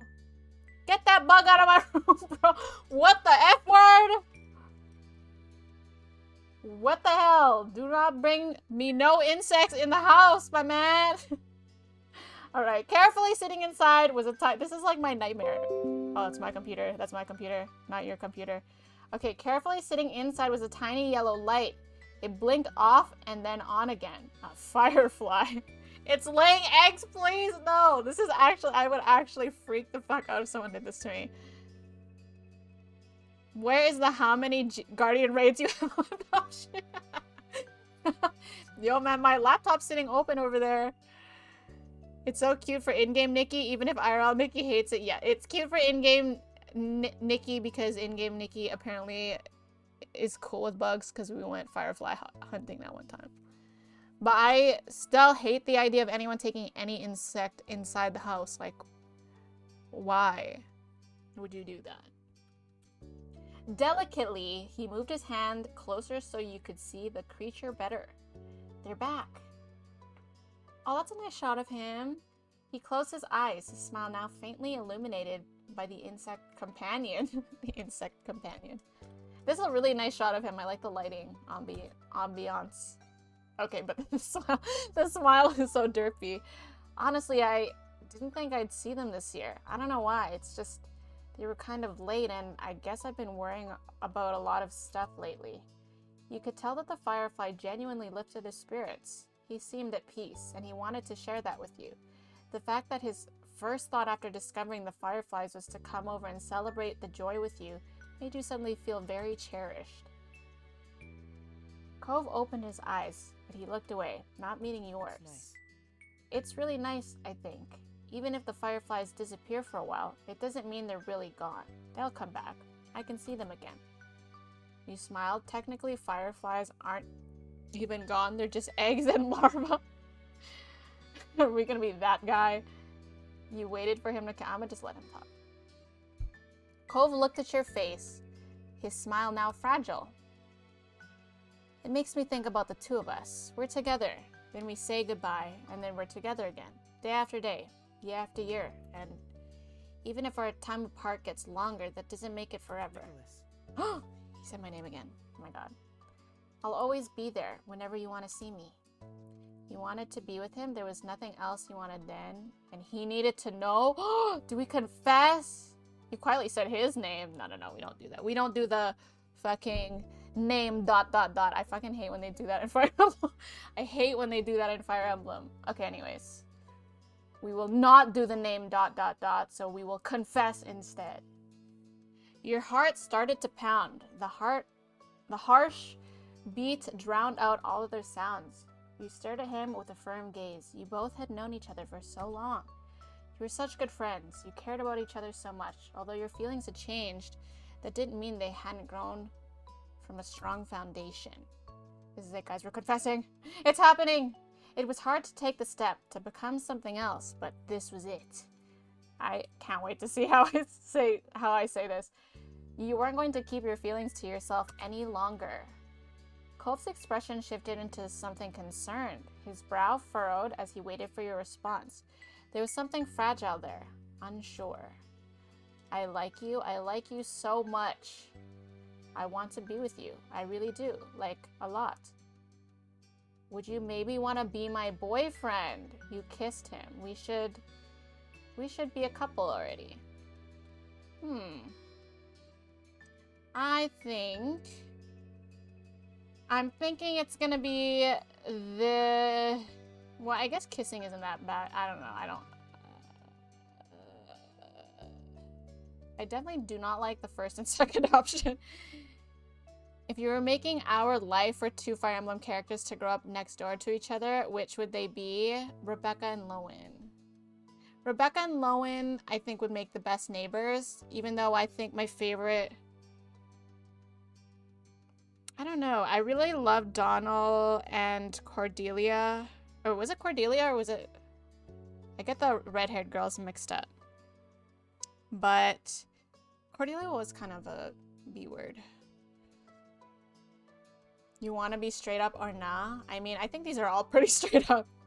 These are all very straight up. I mean, the most straight up would be just kissing him. Cordelia? Okay. But yeah, I think Lowen and Rebecca would be a really cute neighbor story. Whereas Donald and Cordelia are like two... I like the way they met. I like the way they met. Severa was the daughter. Yes, I do remember Severa. Wasn't there another redhead girl that didn't have a she was a she had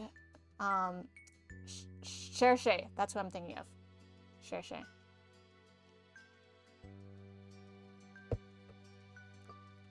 Rebecca and Lowen is perfect because that makes Dart Elizabeth, which he is. Oh my god, that's actually funny. But if Rebecca and Lowen have in our life, that means Will with one L will be part of the story. Okay, how do I confess? How do I confess to Arbe? I'm thinking... I don't want... Actually, you know what? I don't want to just kiss him because he's holding a bug. If the bug wasn't there, I might just kiss him right now. But there's a bug there, so we're just gonna say... We're gonna say... one of these two. I'm gonna go with this one. This is more formal, I guess. Would you want to be my boyfriend? Do people really ask that? It just seems a little too formal. Maybe I say this one. I feel like I would say, like, dude, we should just date. You know? I guess this is probably the closest. We can kiss him later. Yeah, we can kiss him when he returns the bug to the outside world. Wrong Rebecca? Wait, who's the other Rebecca? Okay, that's it. We're going with this one. Ah! Or not ah, it's just ah. Ah, dash. The rapid pulse inside of you seemed to grow even more deafening. Well, that's it. That's what you needed to know. What do you think? What the fuck? Ko froze up. Oh my god, he really did. Look at him. Ko froze up, face stuck on the shocked expression, but you noticed a slight tremble travel through his body as he went dark red. He swallowed hard. Oh my god. Nicholas. Yep. His eyebrows furrowed, and he openly struggled with words. He made several false starts, unintelligible pieces and parts of thoughts. Finally, his voice cracking all the while. Excuse me. His voice cracking all the while, he got something out. Really? It's okay? You like me? You want to be with me? It was like he could barely process it, as if he'd never thought reality would let him have this. He started sniffling. Oh no, he's gonna start crying again! Oh no! Okay, wait. This is actually a good time to cry. This is actually a good time to cry. I'm just so glad He scrubbed at his eyes. His voice went soft then. I thought I was ruining everything. I felt so bad. After we've been like this for that long, how could I ask to change it? But I couldn't stop myself from wanting to. Oh, he didn't want to ruin our friendship.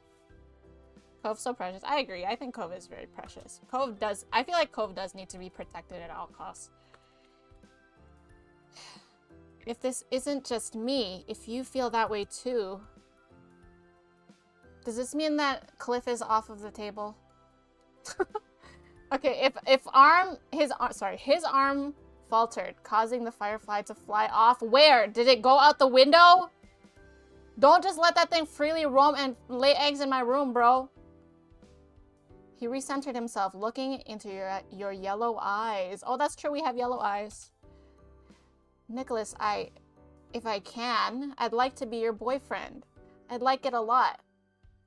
I can't think of anything I'd like more. His lips quirked into a shy smile. Excuse me, as he let out a laugh so airy. I'm sorry, I'm trying to picture an airy laugh, but I can't. Like, what's an airy laugh? I don't know.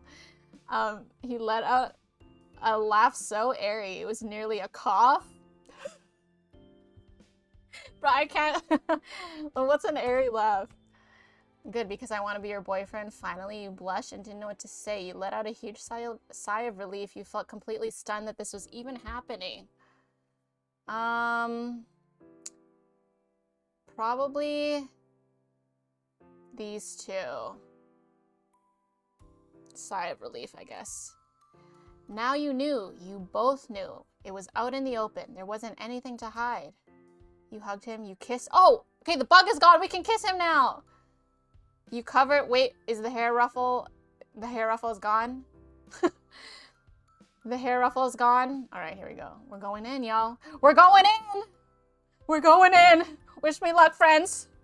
I need my bouncer ready. I need to get my bouncer ready, y'all. Okay. You reached out to him, letting the distance between the two of you shrink. Within seconds, you were close enough to feel his breath on your face. And you saw the moment it dawned on him. Ooh. Cove looked nervous but determined and brought his face to yours.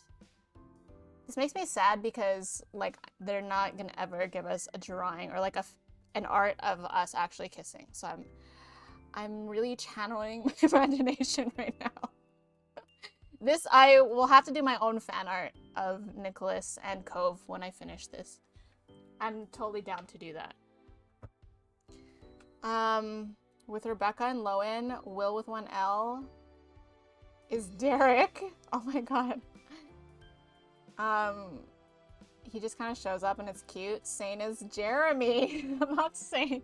Both of them should just leave. Wrath is Lee. Very cute, but doesn't matter in the plot. Wallace is Cliff, not Wallace. Big pass, slightly shave it.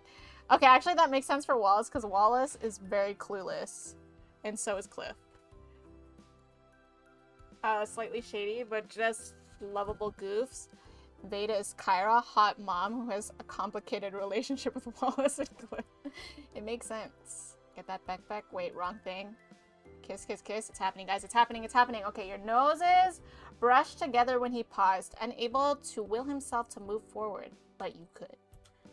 You bridged the slight distance his face. You bridged the slight distance that remained and kissed him. Is this our first kiss in life? I think it is. Oh. We're gonna get the forehead, the love is all around forehead kiss. Cove didn't need further encouragement from there. He kissed you in return. Almost urgently. You weren't expecting such fervor from someone as hesitant as Cove. To him, if he didn't do it now, if he didn't take this chance, it was as though you'd slip away from him forever. You knew this was right. Oh, Oh, he's crying again. Here we go. When you looked into Cove's face again, his smile was sparklingly bright. Much more so than the firefly he brought to you. Yeah, where is that firefly, bro? I'm kind of nervous. His eyes prickled with tears and he sniffled, but you could recognize equal joy taking over him. You were both happy together. You were together and happy. You wiped away his tears. You teared up as well. You squeezed his hand. Let's give him the hand squeeze. Hand squeeze? The reassuring hand squeeze? Right? Anyways, his hand was firm against yours and you relished the physical proof of being together. He ducked his head with a childish giddiness and peeked at you out of the corner of his eyes. Thanks for waiting for me. Wait. I was asleep. I was definitely not waiting for nobody. Or does he mean in life? I think he means in life. Okay. It was definitely a wait. You were worth it. It was agonizing for you. I would have waited forever. I wasn't waiting. You were always there for me. That is true. That one. You were always there for me. Nicholas. I'm surprised they didn't voice act the Nicholas. I was just about to type that. Kiss, kiss, fall in love. Kiss, kiss, fall in love. Is that what you're typing?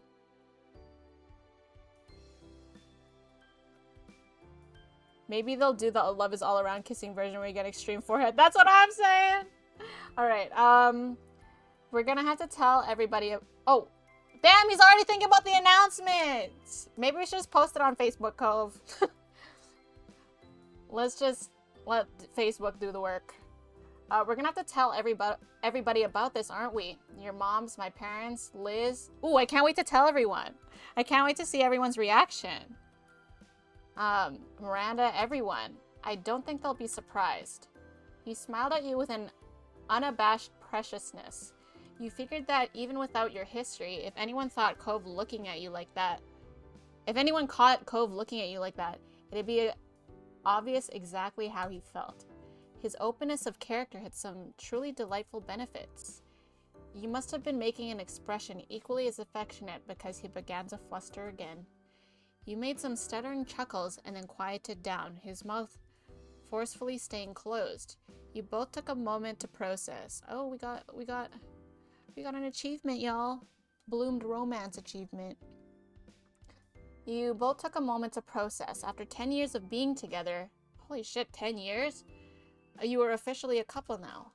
Cove looked into your eyes with a soft, slightly shy expression. There was hope in his smile.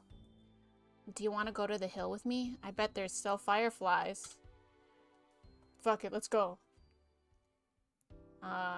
It's too late, I'm tired. Not after you just fucking, like, officially made him your boyfriend and you're like, I'm too tired. Let's go. Cove brightened. He was practically bouncing at the thought of a secret excursion before he suddenly became bashful. So how should we leave? We could just try the door. We don't have to do the window thing, but maybe that'd bother your family? You both chuckled at how awkward it'd be for your moms. Or worse, Liz. If your moms, or worse, Liz, saw you going on a midnight firefly catching trip, you'd be sure to avoid that. I'm pretty sure, like, most of them don't even know if I'm home yet or not. See, this is why we should have had the sleepover discussion before the window sneaking. We should have just had a sleepover. We could be right next to Cliff right now. Go on Instagram or whatever on Facebook and just put in, that's what I'm saying, to the window, to the wall, neon. Okay, you wanted to use the front door? You could leave from your window? Fuck it, let's do the window. We're in deep now.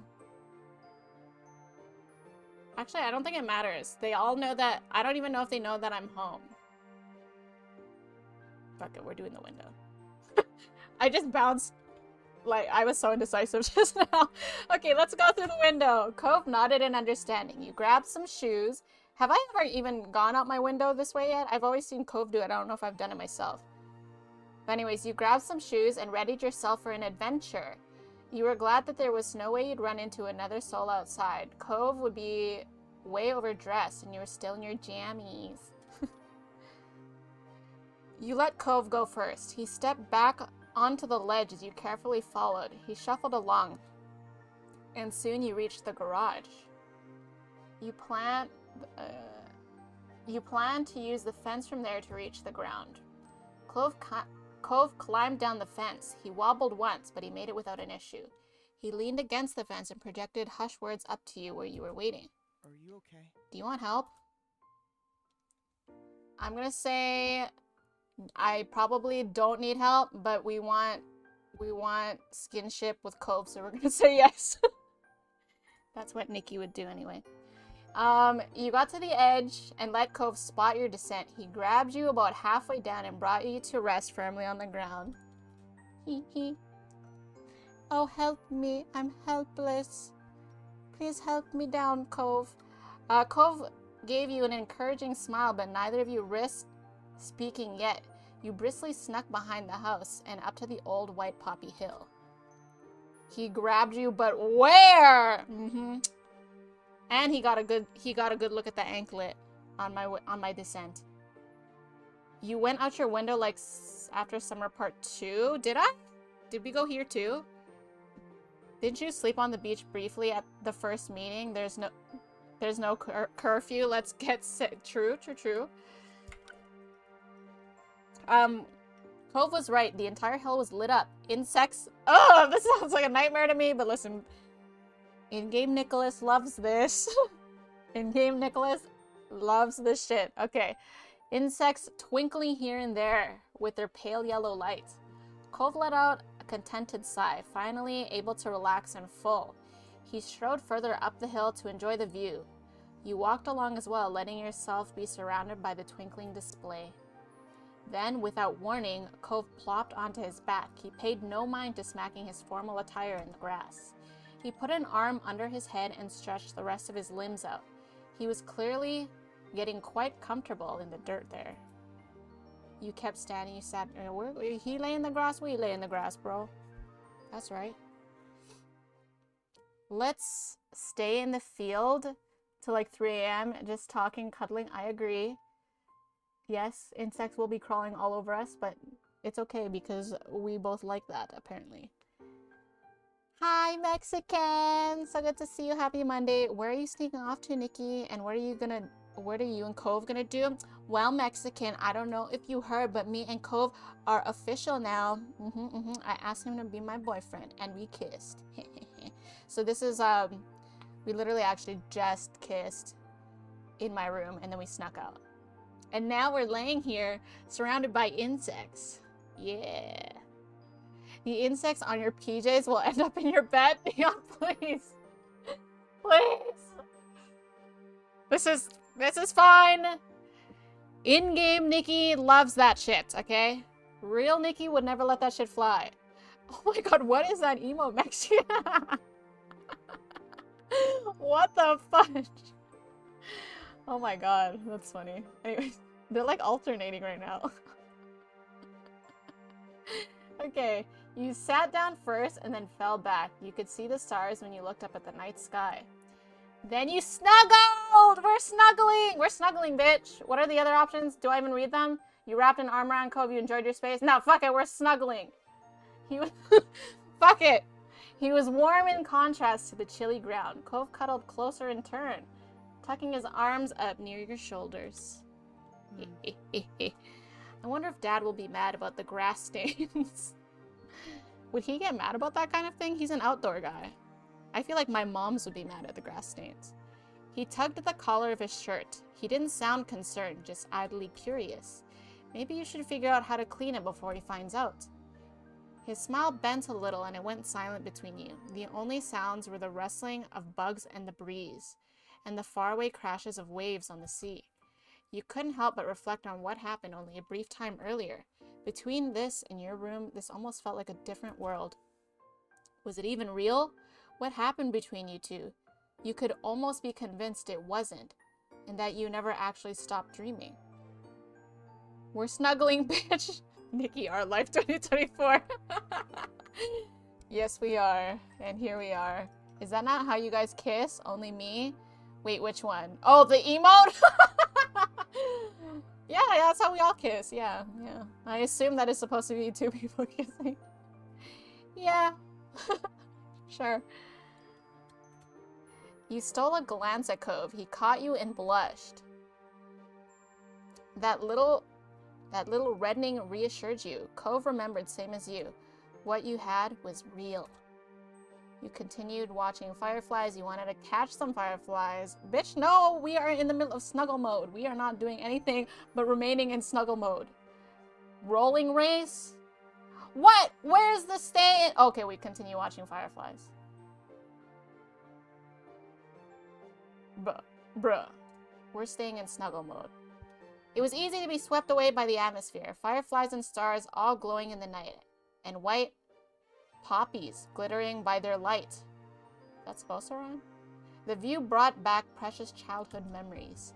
You nuzzled your head against Cove, staying close. You had no desire to move anytime soon. Both of you were determined to take in as much as you could. You smiled with contentment as the fireflies danced. The hour grew late and the fireflies mostly dispersed until only a few stragglers remained. Then even they blinked out of sight, leaving you alone with Cove in your thoughts. Cove stole a second to release the words that had been filling his head during the quiet. I'm so glad. I'm so glad I get to be with you. You felt a great deal of happiness. Cove's expression was completely open, honest, and full of sincerity. He meant every word. No matter how much it didn't seem real yet, it was. We dance, we can dance. It felt as though this was a night that would never end, but you knew it would have to, all too soon. You were only grateful to have been part of it. These were moments to truly treasure. You'd never let yourself forget them. And then the chapter fucking ends. Fucking chapter. Goddamn. Okay, cool. That was cute. That was cute. That was a cute chapter, y'all. That's it. She's taken, y'all. She's off the market. Taken by Mr. Holden. Make it Facebook official. I really like that chapter. So did I. I like the chapters where we go out to new places, like with new backgrounds. So having like the venue in the back was really cool. And then just like the whole full circle moment of him climbing back into my window, but also going back to the fireflies. And then it was all very cute. I liked it.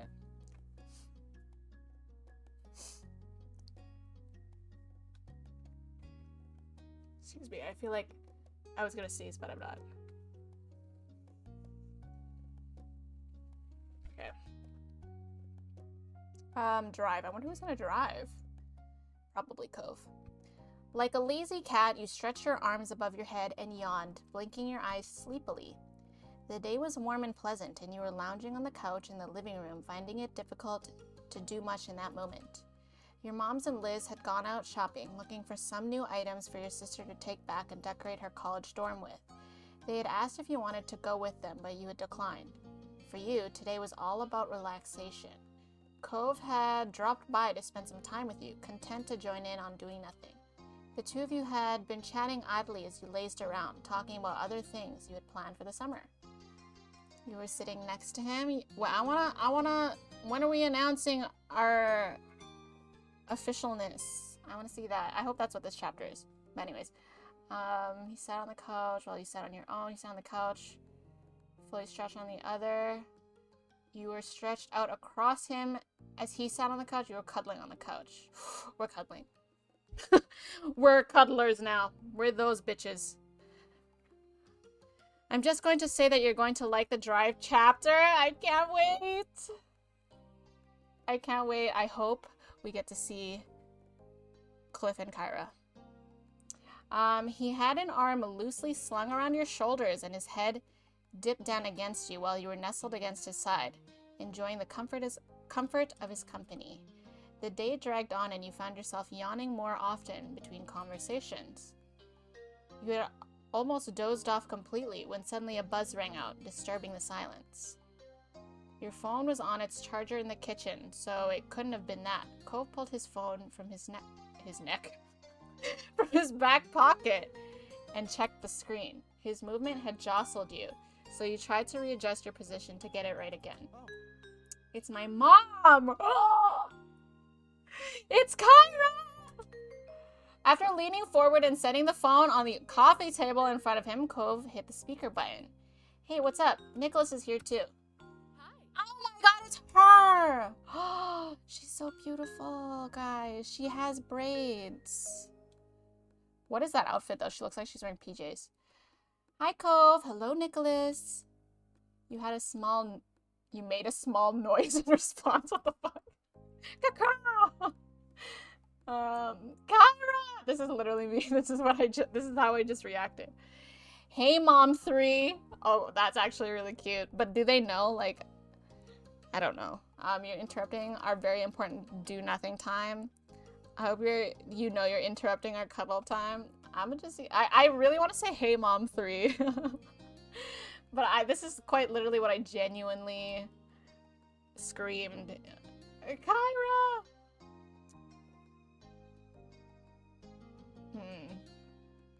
Actually, I want to see both. Actually, no, I'm going to say hey, Mom 3. Fuck it. You knew your forwardness was making Cove regret putting it on speaker, but you were alright with that. Cove, baby, I wanted to ask you if you have a plan for all your junk. Goddamn, Mom. Did not waste any time and had zero comment to my Mom 3. Cove made a small outraged grumble, giving you a sidelong glance. That's not junk, it's important. Though you couldn't see it, you could tell by the sound of her voice that Kyra was smiling. But is that a yes or a no about the plan? He looked over at you, his mouth pulled into a tight smile. I'm still thinking about it. Nicholas. I'm gonna take the phone off speaker so me and Mom can go over this. So be quick. Cove carefully moved you off of him. No, cuddle time is over. And took the phone from the table before pushing himself to his feet. He hit the speaker button again to turn it off and continued the conversation with his mom as he headed toward the door. The lock clicked behind him as he exited the house, and he sank back onto the cushions, idly trying to decide what to do next. All your junk. Angry smile face, Kyra, please. That really is what the face she made. Your mind drifted away from the thoughts of Cove and his phone call with all the many ways your device could distract you. It was an effective enough way to kill the time, and you had managed to do various little things when the door opened again and Cove returned. We played Fire Emblem Heroes. A small smile pulled at the corners of his lips as he shuffled over to the back of the couch. He reached down to give one of your shoulders a soft stroke of his hand. Hey. I'm back. You gazed up at him fondly. You put a hand over his. You stretched up to hold his face. Goddamn. You tilted your head and gave him a small kiss. Let's just gaze at him fondly. Is everything okay? Everything's fine. Just... He turned his head suddenly, running a hand through his hair and letting out an exasperated breath. He seemed nervous, but you couldn't imagine why. It's fine. Not anything to worry about. You raised an eyebrow at his tone, moving your head to the side to try to meet his eye. That doesn't explain what's going on. He shrugged and gave you a tight smile, trying to play whatever it was off as an unimportant. There's nothing going on, just stuff I can deal with later, some other time. He was transparently avoiding the truth, and you stared back at him seriously, an indication that you weren't going to ignore what he was doing. Eventually, he broke beneath your stare, hanging his head on his hands and groaning. I need to make another trip to my mom's place. There's some stuff out there that I'm gonna use, so I'll have to pick it up. Oh. It wouldn't make sense to ship it, and I couldn't bring the stuff back with me last time since I flew. Oh. Suddenly, you understood what the phone conversation had been about. Cove was going to drive to his mom's house in Nevada, and I'm coming! I'm inviting myself, bitch! I don't even care. When will you go? Mom thinks it would be best to do it now while I'm still kind of free, but... Cove pouted, giving you an unhappy look.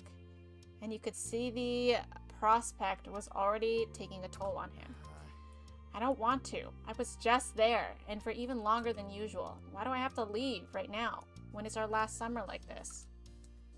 You laughed, not knowing why he was being so difficult about it. You thought it was cute he wanted to stay. You can hack it. I don't want you to go either. You shook your... What? Where's the... I'm inviting myself. Where's the... Let's fucking go, bro. I'm packing my bags. Where's that option?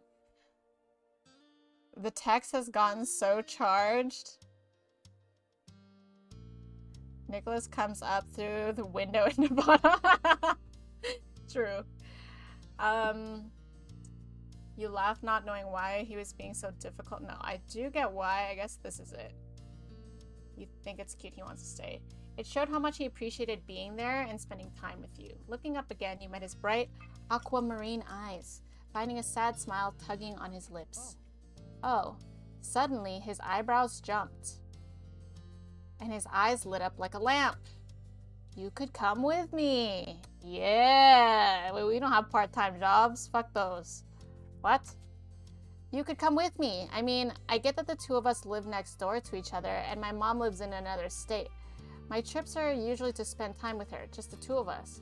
But this time it won't be like that. All I'm gonna do is drive over, stay for a night, and then pack up the car in the morning. Wait, so he was being sad about going there for a day? Bruh. He was making it sound like he was gonna be gone for like weeks. Most of the time will be spent in the car, so it'd be good to have another person there. Plus, you'd have the chance to see my mom again. Yes, yes, 1,000 times yes. Maybe we could even find something cool to break at. What? Maybe we could even find something cool to break at on the way. What? You couldn't stop yourself from laughing at his enthusiasm. He blushed a little. Oh, he blushed a little, reining himself in. Please. Oh, he said please. I feel it could be fun. Please, could you think about it? I want to go. A road trip sounds fun. I'll have to let my moms know, but as long as we've got nothing else important on the days we pick, then there's no reason I wouldn't be able to go. He grinned from ear to ear, thrilled by the news. This is so great. I'll call my mom back and let her know right now. You spent some time together going over your schedules and making plans for when you could make the trip. You needed to fit it around both of your work schedules, which took a bit of doing, but came together in the end. Luckily, it was only a 2-day trip. This guy was being pouty about a 2-day trip. So finding a couple free days in a row wasn't impossible. It wasn't long before the dates were finally set and all the plans were made. You were excited for the trip, you were content with the plans, you were nervous, you were feeling unsure. We're excited, bro! We get to see Miss Kyra again, we love her. A short trip sounded like the perfect way to spend some time. You could listen to music, eat snacks, and enjoy the open road. No matter what you thought about things, the morning when you were due to leave arrived. Well, damn, that didn't take much time. It was cooler than usual, the sun barely peeking over the tops of the houses. You stood outside your house on the footpath near the road, waiting for Cove. You were feeling refreshed after a good night's sleep and an early wake-up. With your travel bag clutched in one hand, you watched as Cove finished packing up his car. He had organized all sorts of things, water bottles, snacks, and who knows what else. Cove insisted he had everything under control and didn't need help. At least you could rest easy knowing that it was all taken care of. As you waited, you glanced over Cove's car. You knew it well. Excuse me. It used to belong to Mr. Holden, and when Cove had learned to drive, it passed to him. His dad had taken the opportunity to get a newer one. He was pretty old at this point, but had served both of them well so far. He just hoped it had enough life left in it to survive a trip as long as the one you were embarking on. The slam of a door closing made you jump. You snapped back to focus and saw Cove was walking towards you. He dusted his hands off his pants and tilted his head toward the car. That's it. Ready to go? Yeah, I'm ready. He smiled and stepped aside, giving you space to situate your own bag where you wanted it. Once everything was safely inside, he glanced back at you. Right. We should get started. It's gonna be a ways to go. Woo! You gave him a high five, you hugged him. Let's hit him with the woo. Let's get this show on the road. He chuckled at your enthusiasm, shaking his head slightly. The two of you climbed into the car and buckled up, Cove in the driver's seat and you sitting shotgun. His eyes moved to you. Thank you. Thanks again for coming on this trip with me. Of course, it's no problem. After checking the mirrors and starting the engine, you pulled out of the driveway, and the trip began. With a small sigh, you got cozy in your seat and watched the familiar houses in your neighborhood pass by. Cove reached over to turn on the radio. A crackle of static mixed with the odd snippets of song filled the car as he flipped through the stations. Mr. Holden's car was in good condition, but it was, well, older. There was no way to plug in a phone to play music, so the radio had to do. Eventually, he settled on classic rock station before sitting back and resting both hands on the wheel. Is this okay?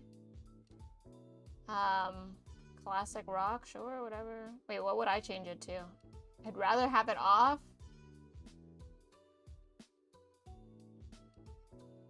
I mean, if this is what he likes, I'm gonna just, whatever.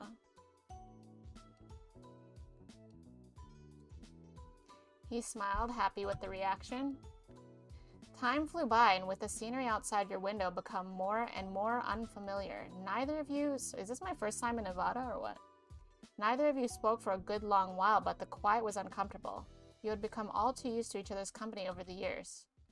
Eventually, Cove broke the silence, clearing his throat softly before he spoke. It's been too long since you and I have spent time with my mom. I know she still comes to the neighborhood sometimes, but it's not even once a year. I'm always going to hers. No Mariah Carey option? Dude, I should have checked. By the way, I thought I had lost that CD. I'm assuming because that's a reference to my recent Instagram post, but I thought I had lost that CD when I wrecked my car in 2020. But when I was driving my dad to the eye doctor, I saw the CD in not the glove compartment, but a different compartment, and I was like, holy shit. So I plopped it in, and I've had that CD for years.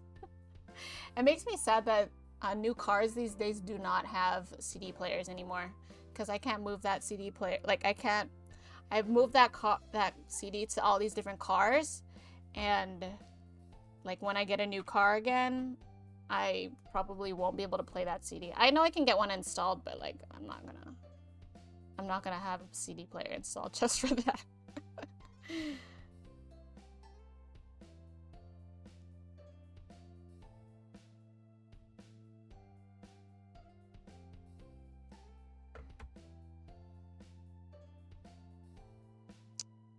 What was a hot album?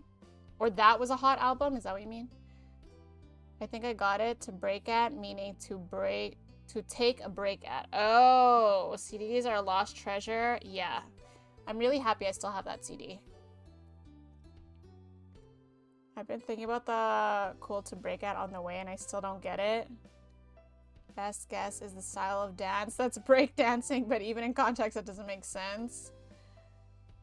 Yeah, the second thing you said makes sense. Physical media dying out. Yeah, it does suck, but also I'm contributing to it because I have been buying most things digital. I think it's really nice to keep the stuff that I had bought during the time that it was popular, but I will continue buying digital because I don't want too much stuff. I'm happy that the two of us are doing this. Yeah, me too.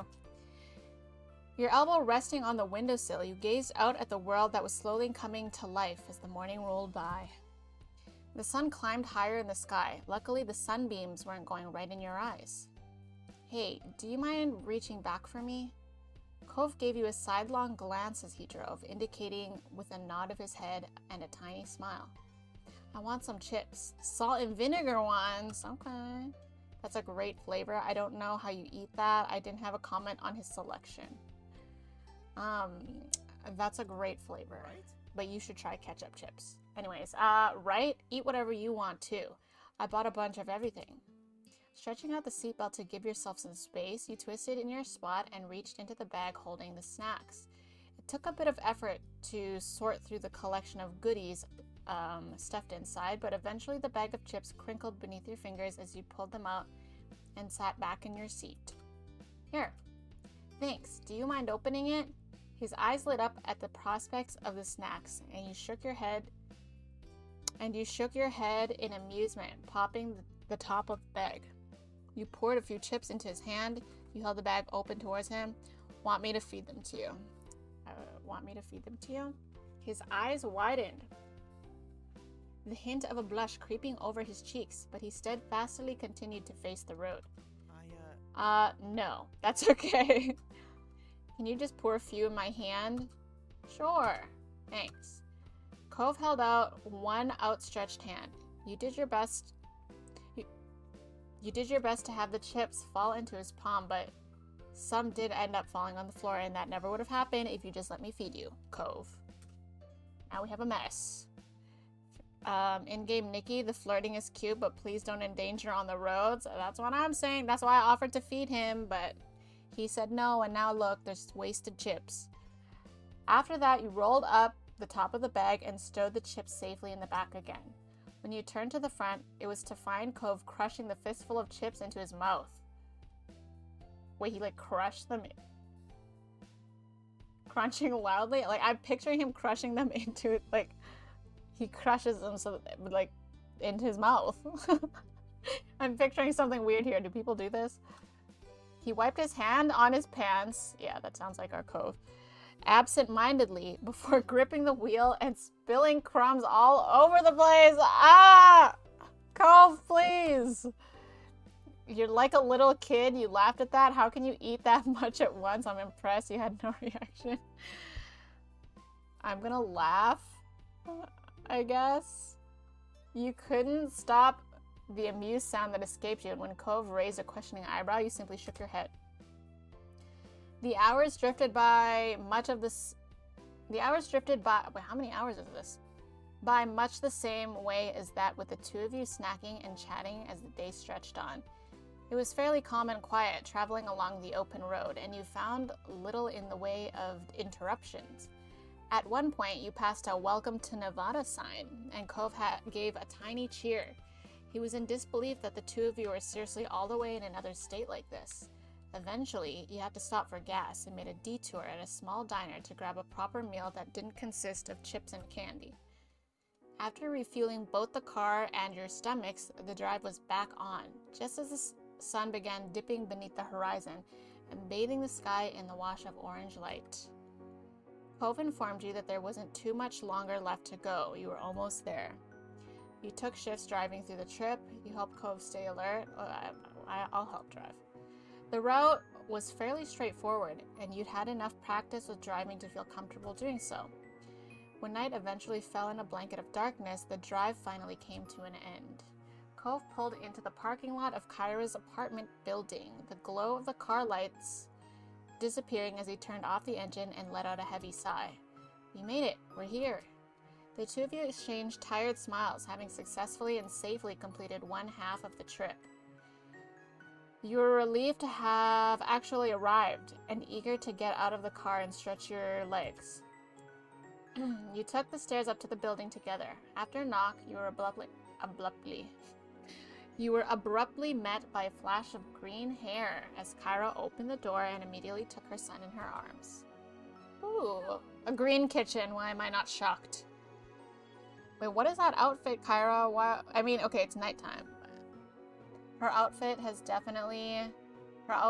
has definitely gone down since the last time, but she's still beautiful. I like the braids.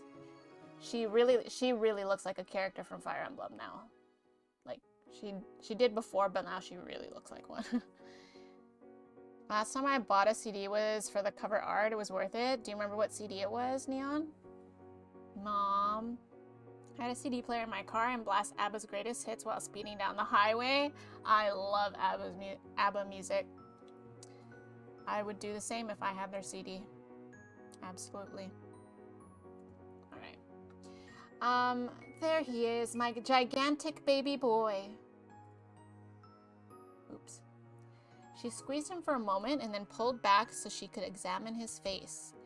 Are you even taller than the last time I saw you? Cove gave her a fond look as she patted the tops of his shoulders proudly.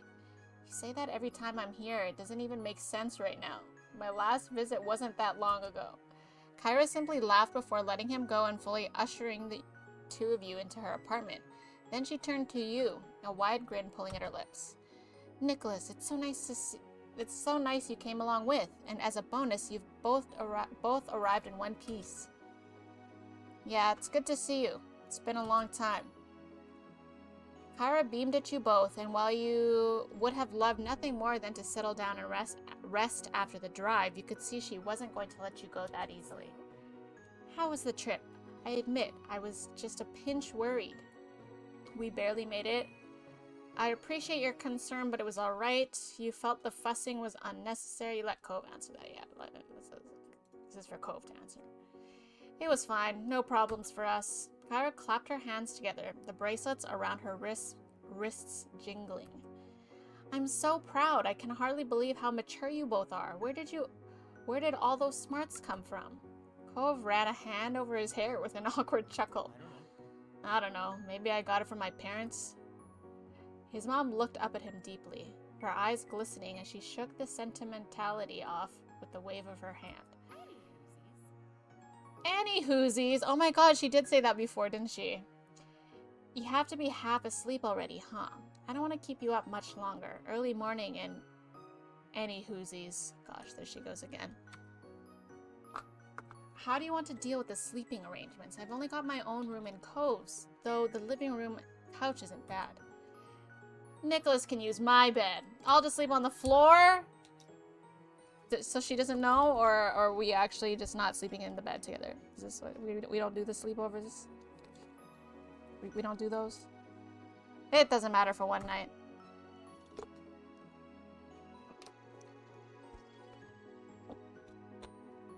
It was Death by Rock and Roll. By the Pretty Reckless. Oh.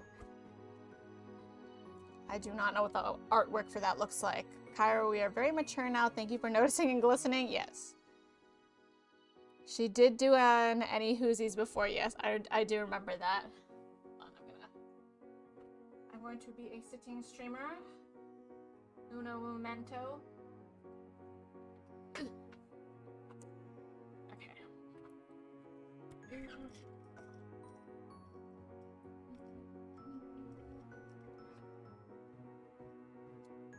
Alright, Kyra, you guys can still hear me, right? I'm laying back. I'm chilling. Okay, Kyra laughed out loud, startling you both. You raised an eyebrow at her outburst, giving her a quizzical look. Oh yeah, you'll just stay on the floor. You couldn't handle that. Oh yeah, you'll just stay on the floor. You couldn't handle that much back when you were 13. But with both of your parents in the room. What now? Cove blushed a dark red and gaped, completely unprepared for her to pull out that embarrassing moment from the past. Hey. Mom! You blushed, you laughed it off. He's had a long day, it's cruel to tease a poor boy. So late, even if it's true. Yep, she's right, that's totally what you do. You were annoyed. She knows he's insensitive.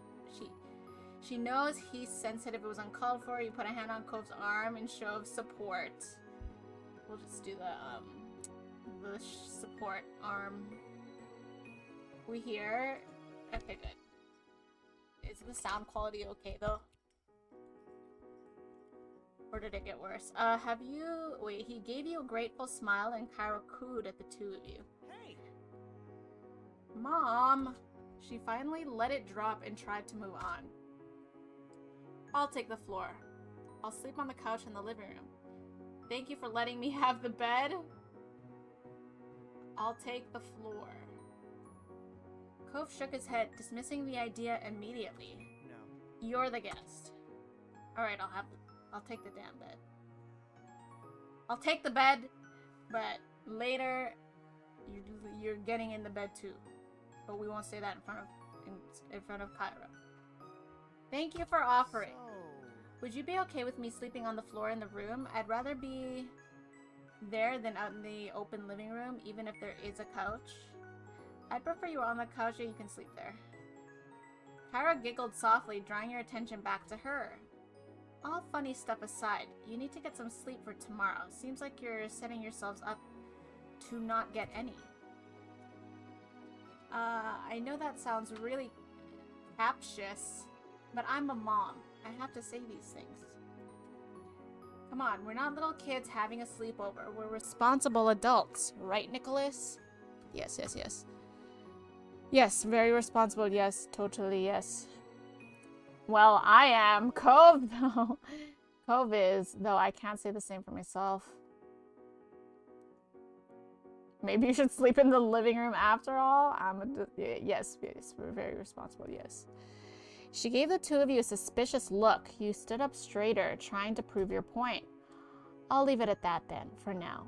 Just remember that the walls are thin in this apartment. If you can't settle down and sleep, I might have to separate you. Okay, Mom! We'll be good. Perfect. She said no funny stuff. No hanky-panky. Kyra clasped her hands together, her bracelets softly tinkling against each other again. It's only getting later, so I better let you prepare for bed. She nodded towards the hallway and gave you a small smile. I'll play hostess for a sec and show you where the bathroom is first, Nicholas, and where you'll be staying the night. Thank you. You hoisted your travel bag over your shoulder and followed behind Kyra down the hallway. Cove shuffled along behind you, disappearing into the bedroom while his mom had you go to the restroom. The apartment was small but nicely decorated in soft, cool colors with plenty of artwork hanging on the walls to give it character. I do like the artwork she has over the couch. It's pretty, and I like it against the blue wall. It was stylish and exactly what you would expect from someone like Kyra. Ooh, I like this room. Why is the laundry basket so full, though? Fuck. After being shown the bathroom and wishing Kyra good night, you headed into the room and found Cove already there. This bed is more than large enough for the both of us, just saying. He had changed into his sleepwear for the night as well.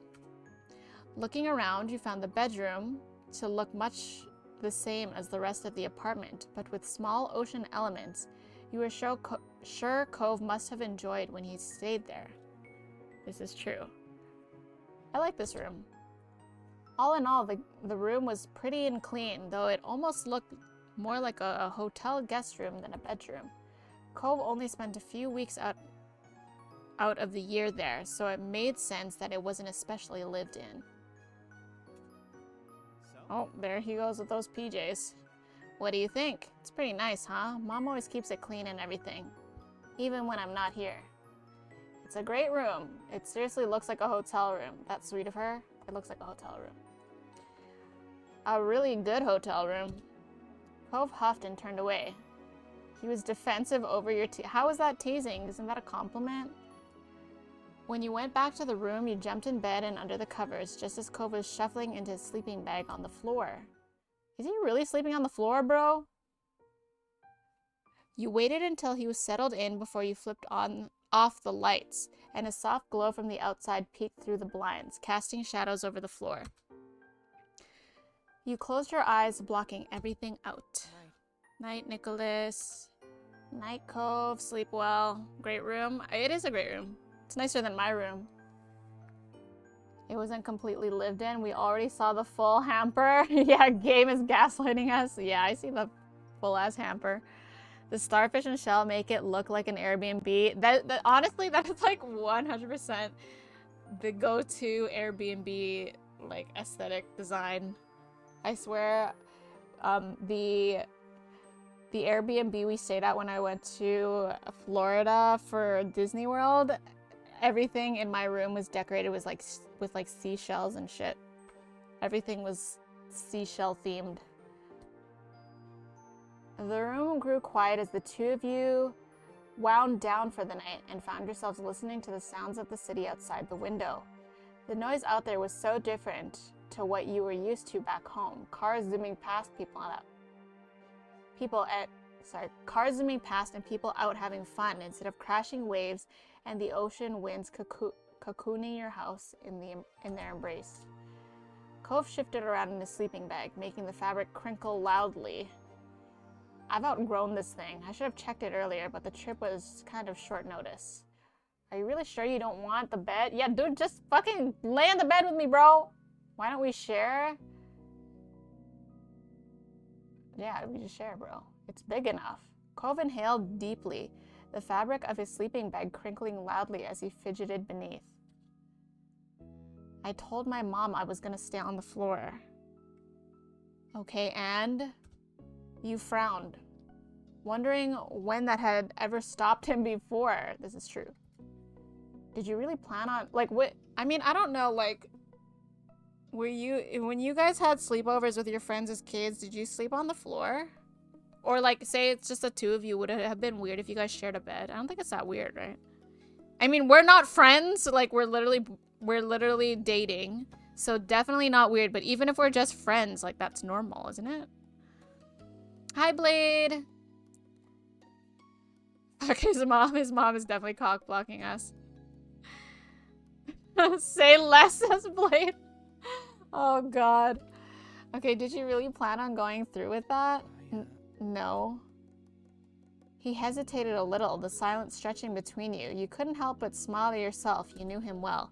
The sleeping bag rustled again, and through the dim light you saw him stand and head toward the bed. All right, we're cuddling now. Cuddle time. 1900s American boys definitely never shared beds. What, really? Like, you guys wouldn't share, but like, if it was just the two of you having a sleepover? First of all, did you guys even do that? Did you guys have sleepovers? But you guys wouldn't share a bed? You'd make the other one sleep on the floor? Any other interpretation is coincidentally accurate. No? What the fudge? I never shared a bed during sleepovers. What the frick frack paddywhack? With family, maybe. Sleepover is not allowed. Okay, that's different. Sleepover is not allowed is a totally different issue. But yeah, I also had that issue for a while.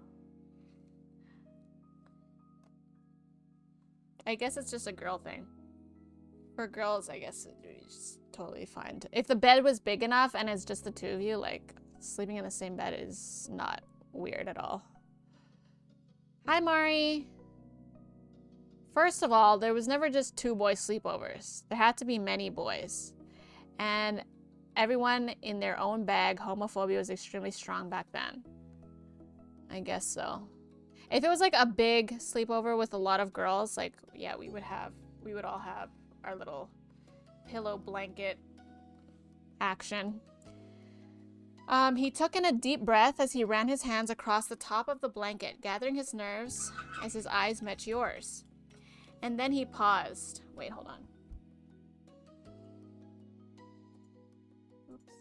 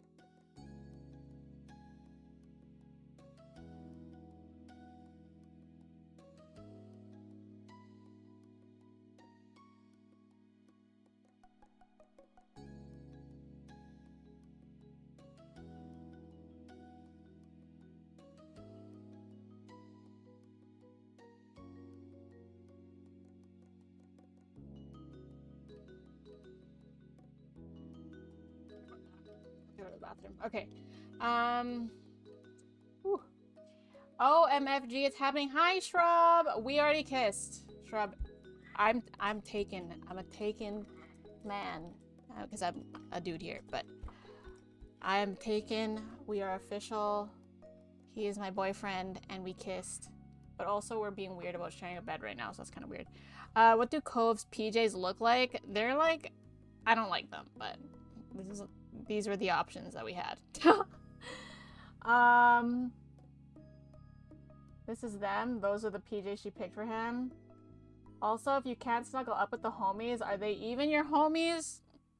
I mean, that's what I'm saying. This is gonna be more than kissing. Oh, yeah? Maybe some foot stuff. Wait, Kyra, his mom, was very clear that the walls were thin. So, I don't know. We'll see. Anyways, okay.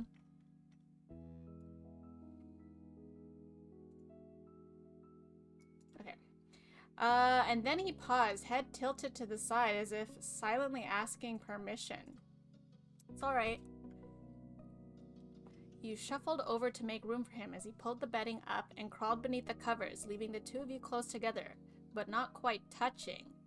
Oh, come on, we've already covered it. We've already cuddled in the dirt.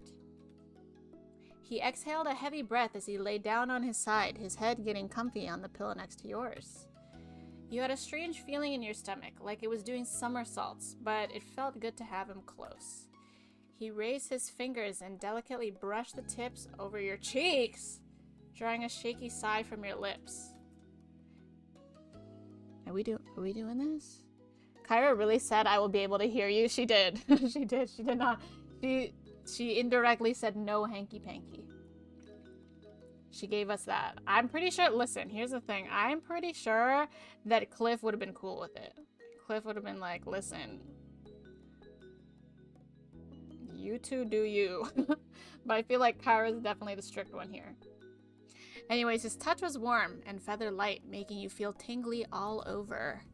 When his eyes met yours again, you found yourself lost in them, the world becoming still and silent around you.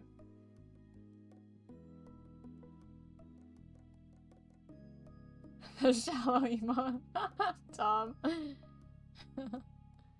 You do you, but don't do it at my house. Yeah, classic parent.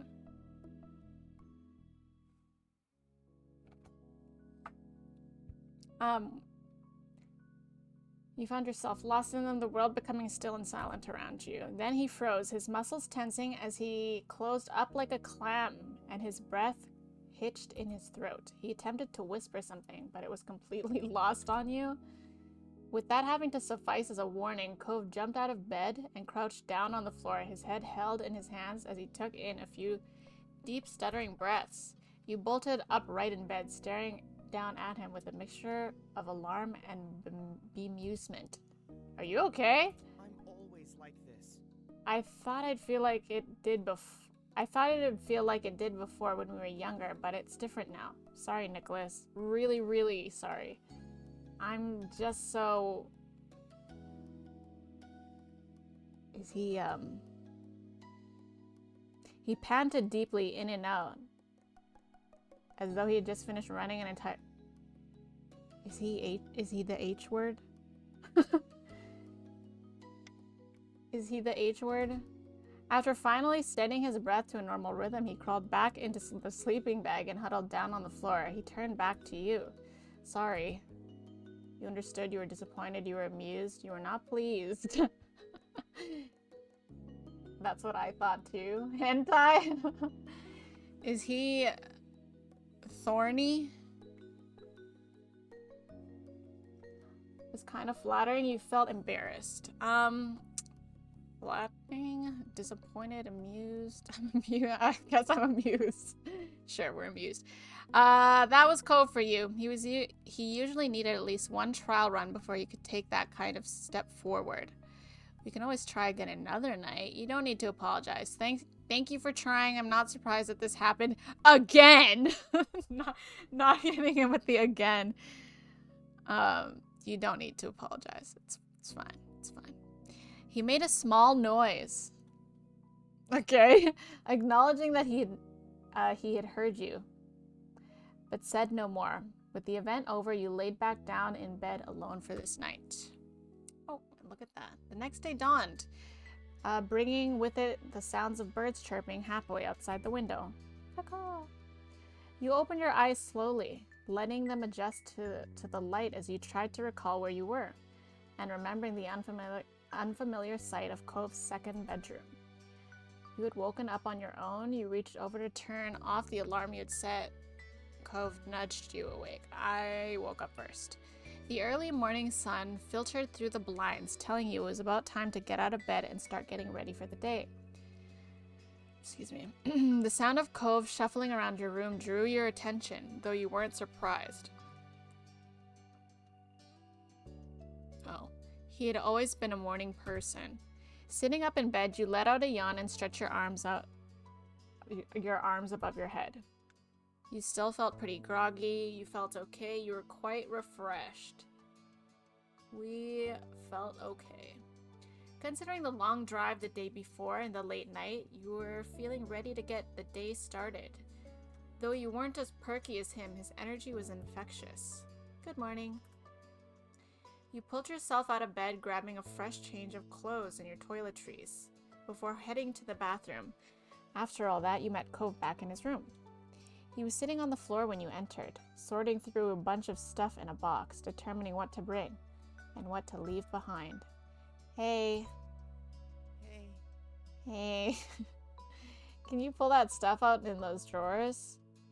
You nodded, though he hadn't even looked up from his task, so you knew he wouldn't have seen. Heading over to his drawers, you started the task of taking out various items and setting them on the ground in front of Cove. After a while, it became clear to you that Cove was acting strange whenever you went near him. He was flinching over your presence. It happened a few more times before you could take the awkwardness any longer. You dropped the stuff you were holding down in front of him and raised a questioning eyebrow. Is everything okay? I'm sorry. Yeah, sorry. I'm sorry about last night again. Stop making it weird, bro. He quietly squeaked the second part of his thought when he had a voice crack about not staying in bed with you. I know you try not to mind or be mad at me, but I wish I didn't have to make you accept me backtracking all the time. He swallowed thickly. The thickly swallow, struggling to find the right words to explain himself. I do think it felt nice, really. Really. It also not bad, but good in an inconvenient way. Yeah, he was definitely thorny. Laying together like that, being so close, it gets too hot, you know? It was the anklet, y'all. The anklet worked. His cheeks flushed with color and he immediately trailed off, his eyes firmly fixed on the floor. I get it. You'll stay the whole night next time, right? It's just that intense for you, huh? Maybe I'm the one who should apologize. I'm sorry to bother you.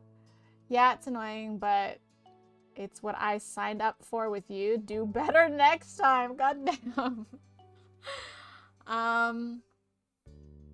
Maybe I'm the one who should apologize.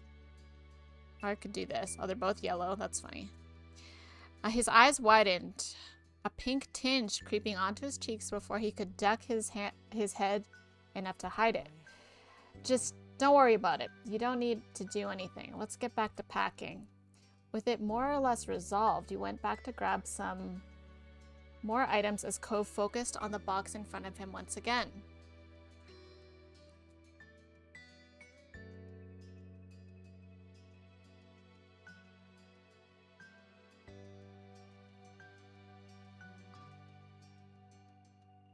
Okay, hello. Hello. Okay. Hey, look at this. We are tabbed out. When you turned toward the sound of Cove's voice, you found him digging through one of the drawers beneath the bed. Neat. Here's something I definitely need to bring. Meat. Craning your head. I keep feeling like I'm gonna burp. Sorry, if I mute. It keeps feeling like it's about to come up. But anyways, if I suddenly mute, maybe I burped. Or farted. One of the two. Craning Craning your head, you got the better glimpse of what he was holding. An old yellowing book. When he opened it up, there were a few dried pressed flowers between the pages. Oh, did you guys used to do this? I can see the PJs now. You can. I am not a fan of them, but at least they're blue, question mark? The other option was green. I guess, which would have matched his hair.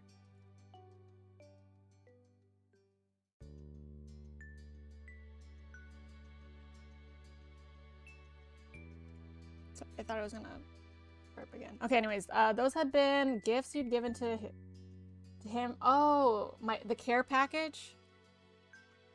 Something for him to remember you by, to make his time here less. He kept them somewhere the whole time. Dude, I just want to burp so I can get this over with. He kept them the whole time. You don't have to hold on to those forever. I was only lending you those. I think I'll take them back for now. It's adorable that you care so much for them. It's adorable you care so much about them. Deep breath.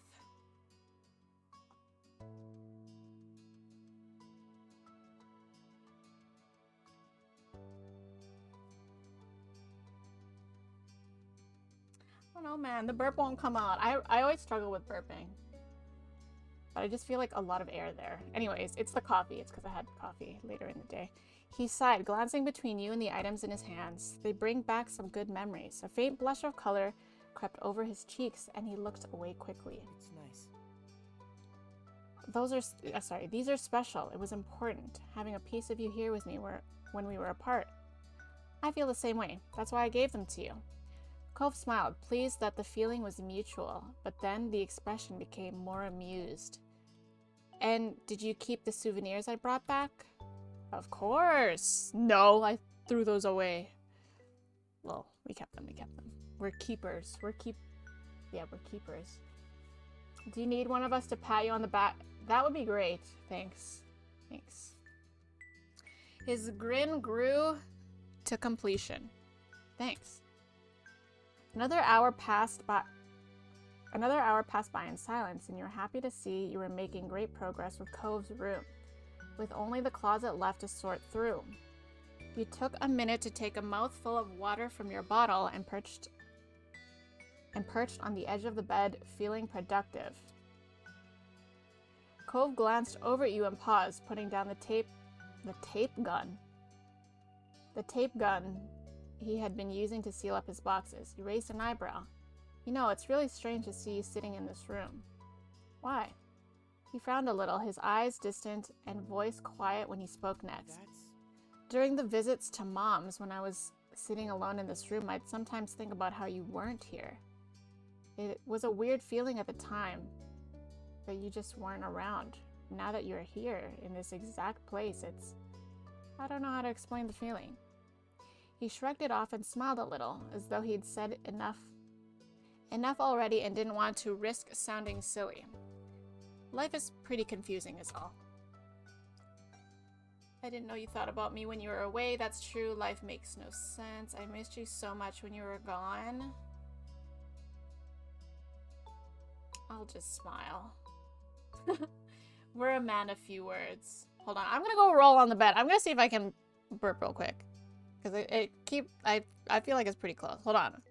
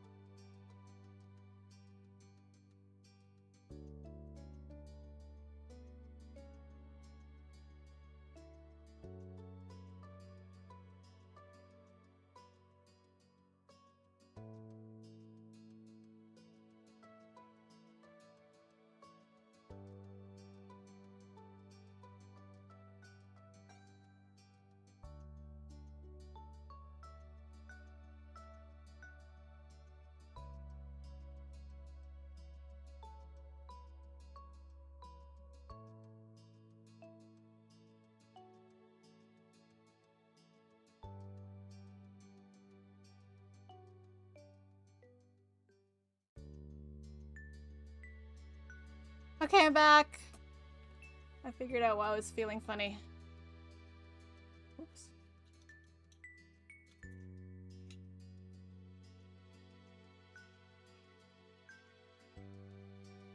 Do do do. Creepy music? Wait, is this music creepy? Wait. Okay. Where's Nikki at? I believe he's attempting to burp. Yes, I did go run off. Was so strong she passed out after.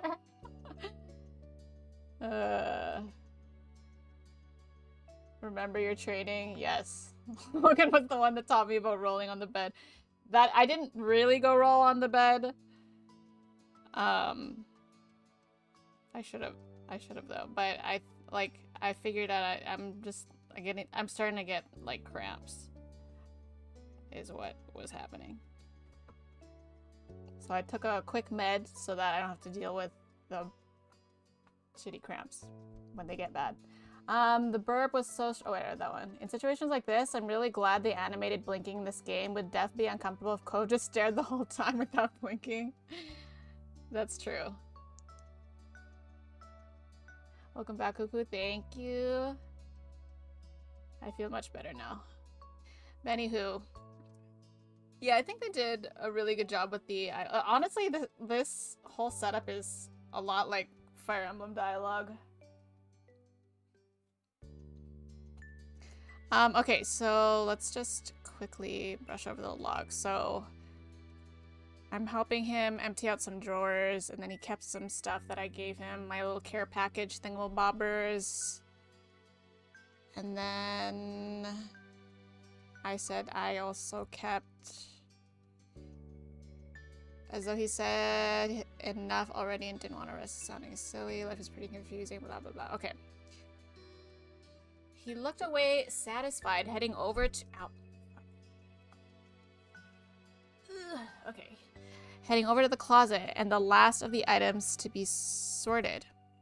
Before long, every box, closet, and drawer had been thoroughly combed through, with the items either neatly packed up in boxes or organized and returned to their proper place. With a sigh of relief, you glanced around the bedroom and the work you had done together. We're done. Good job to us. I'm gonna change out of my PJs for the drive. I can't believe we drove all the way here. We're just gonna pack up our stuff and, like, not explore anything. I know he's seen this place a lot, but, like, I think this might be my first time here. I don't know, like, it's our first time out here together. I feel like we should explore. Anyways, when the two of you headed out into the living room ready to get everything finalized and hit the road, you found Kyra in the kitchen pouring a cup of tea. Ooh, tea sounds really good right now. Cove headed towards her, leaning casually against the counter that divided the two spaces. Hey, you didn't have to get up so early. Are you crazy? Of course I had to see you off before you go. You can't sneak away while I'm out cold. Yeah, that'd be kind of fucked up. She beamed at him, and in all honesty, seemed more happy to be up and getting ready for the day. Do you want some breakfast? I've got some muesli. Excuse me, what the fuck is muesli? Muesli. Muesli is a cold Swiss breakfast dish. Oh, is she Swiss? Question mark? Question mark? They got green hair out there? They got green-haired people out there? Muesli? I don't know if I'm saying this right. Annunciation. Get ready for the bot voice. Get ready for the bot voice. Muesli. Oh, I am saying it right. I've never heard of this. It looks like oatmeal. It looks like really healthy oatmeal with lots more stuff in it. That's how I say it. It's like oatmeal. I see it in stores but never bought it. I've definitely had oatmeal, but I don't know if I've had muesli specifically. But it is cool that she's got muesli. That does seem like something she would love. I've got some muesli or eggs and toast. Oh, and some of that fruity cereal you used to love. Fruity cereal just sounds like muesli. That's okay. We really should eat on the road. Bro, how often are we out here? We just take the breakfast. It's free. I want to try the muesli. I want to try the muesli. Kyra smiled sadly, a little disappointed, but she seemed to understand that your time was running thin. I thought that you might say that. In that case, I packed you some snacks for the road. What do you think? Thank you, Tom. I'm hydrating.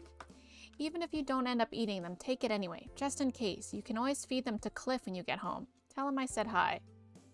Yeah. I'll be sure to tell him. I'll be sure. I'll do it, Cove. I'll tell him.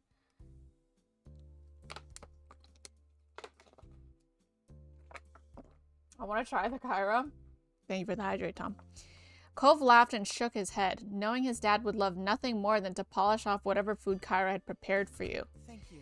Thanks, Mom. You really didn't have to. Thank you for the snacks. That's nice of you to organize this for us. It must be a mom thing to know stuff like that. I'll definitely eat whatever you've packed. You smiled quiet. Where's the... Don't worry, I'll make sure Cliff gets it.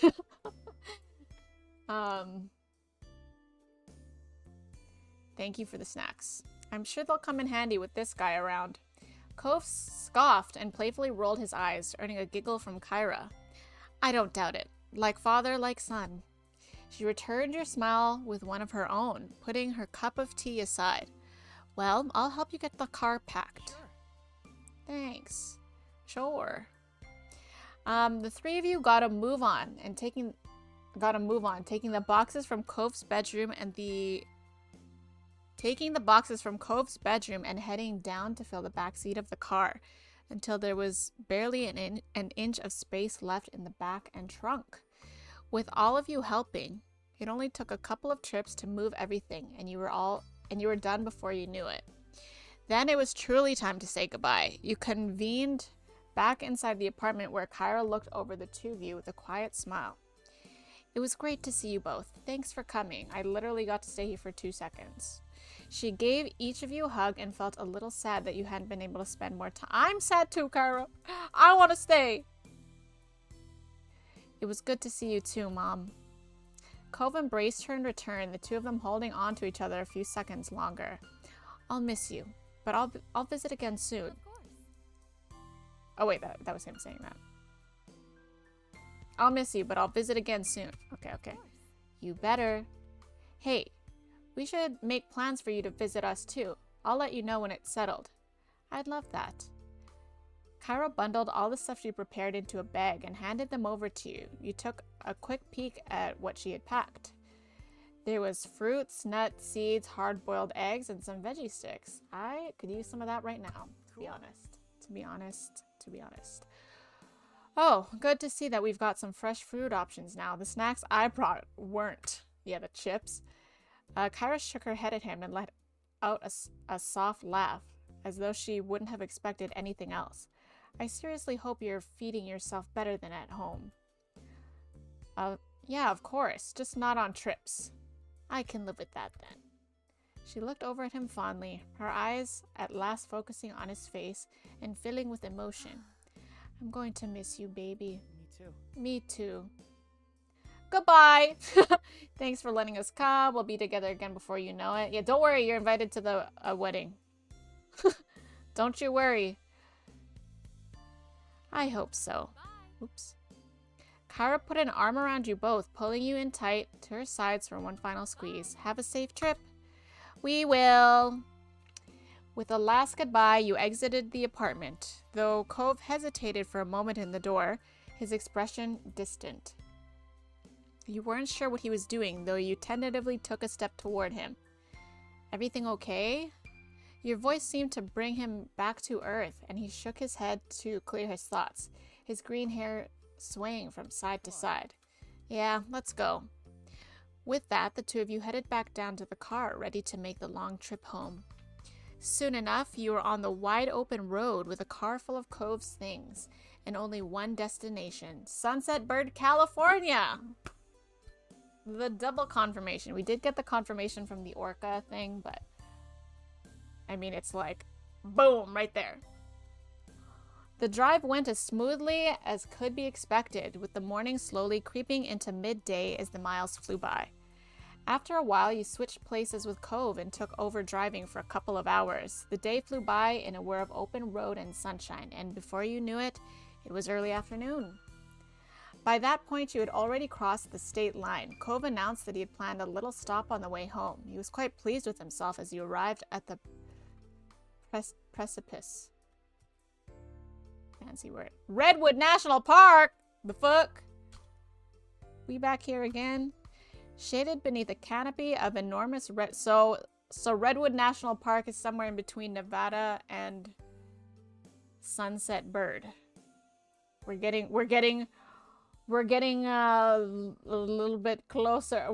Maybe we can triangulate the exact location of this Redwood National Park. I'm in tears. This is very cute that we're back here. Although I'm curious, is he going to propose to us? Question mark. Anyways, when Cove parked the car, you pushed the door to get out, and the first thing you did was look up. Enormous redwood trees surrounded you on all sides, their massive trunks shooting straight up into a canopy of foliage overhead. There were too many of them to count, stretching on and on as far as you could see. You squinted against the sunlight that was peeking through the leaves and dancing on the paths around you. It's great, huh? He smiled at you from over the roof of the car before glancing around the place fondly. Remember the trip our families took here that one summer? It was cool going on a journey and seeing the forest in person, even if we didn't stay long. Yeah, why are all of our trips like literally a day? We need to have a real trip. What is this? Sunset Bird sounds fake, but I could be wrong. It's definitely fake. But we will still figure out the exact location of Sunset Bird, regardless. I know Redwood National Park. Do you really? In California? There's a town in California called Cool. Where are you from? Cool. No, where are you from? Cool. That looks like one I visited. It is fake? Yeah. I mean, I assume that it is, but we were trying to see if we could figure out where exactly the location of Sunset Bird was. And I guess we can stay for even less this time, but oh well. It seemed like a good time to stop by. Who knows when we'll get another chance. His voice got a little softer at the end. It seemed to be bittersweet for him, but in a place he was so fond of, but not having the time to appreciate it fully. You were pleased to have stopped there. You felt pretty good about being there. You didn't mind it either way. You would have preferred not to stop at all. You were pleased to have stopped here. I feel pretty good about being here. There was plenty to look at, and it was a good chance to refuel with some snacks and water before heading out again. Thanks for bringing me here.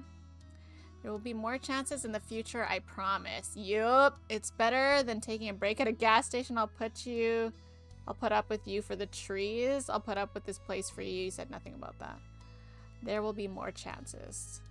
Cove smiled, shoving his hands into his pockets and dipping his head. I'm gonna hold you to that. Well, you better propose now, man.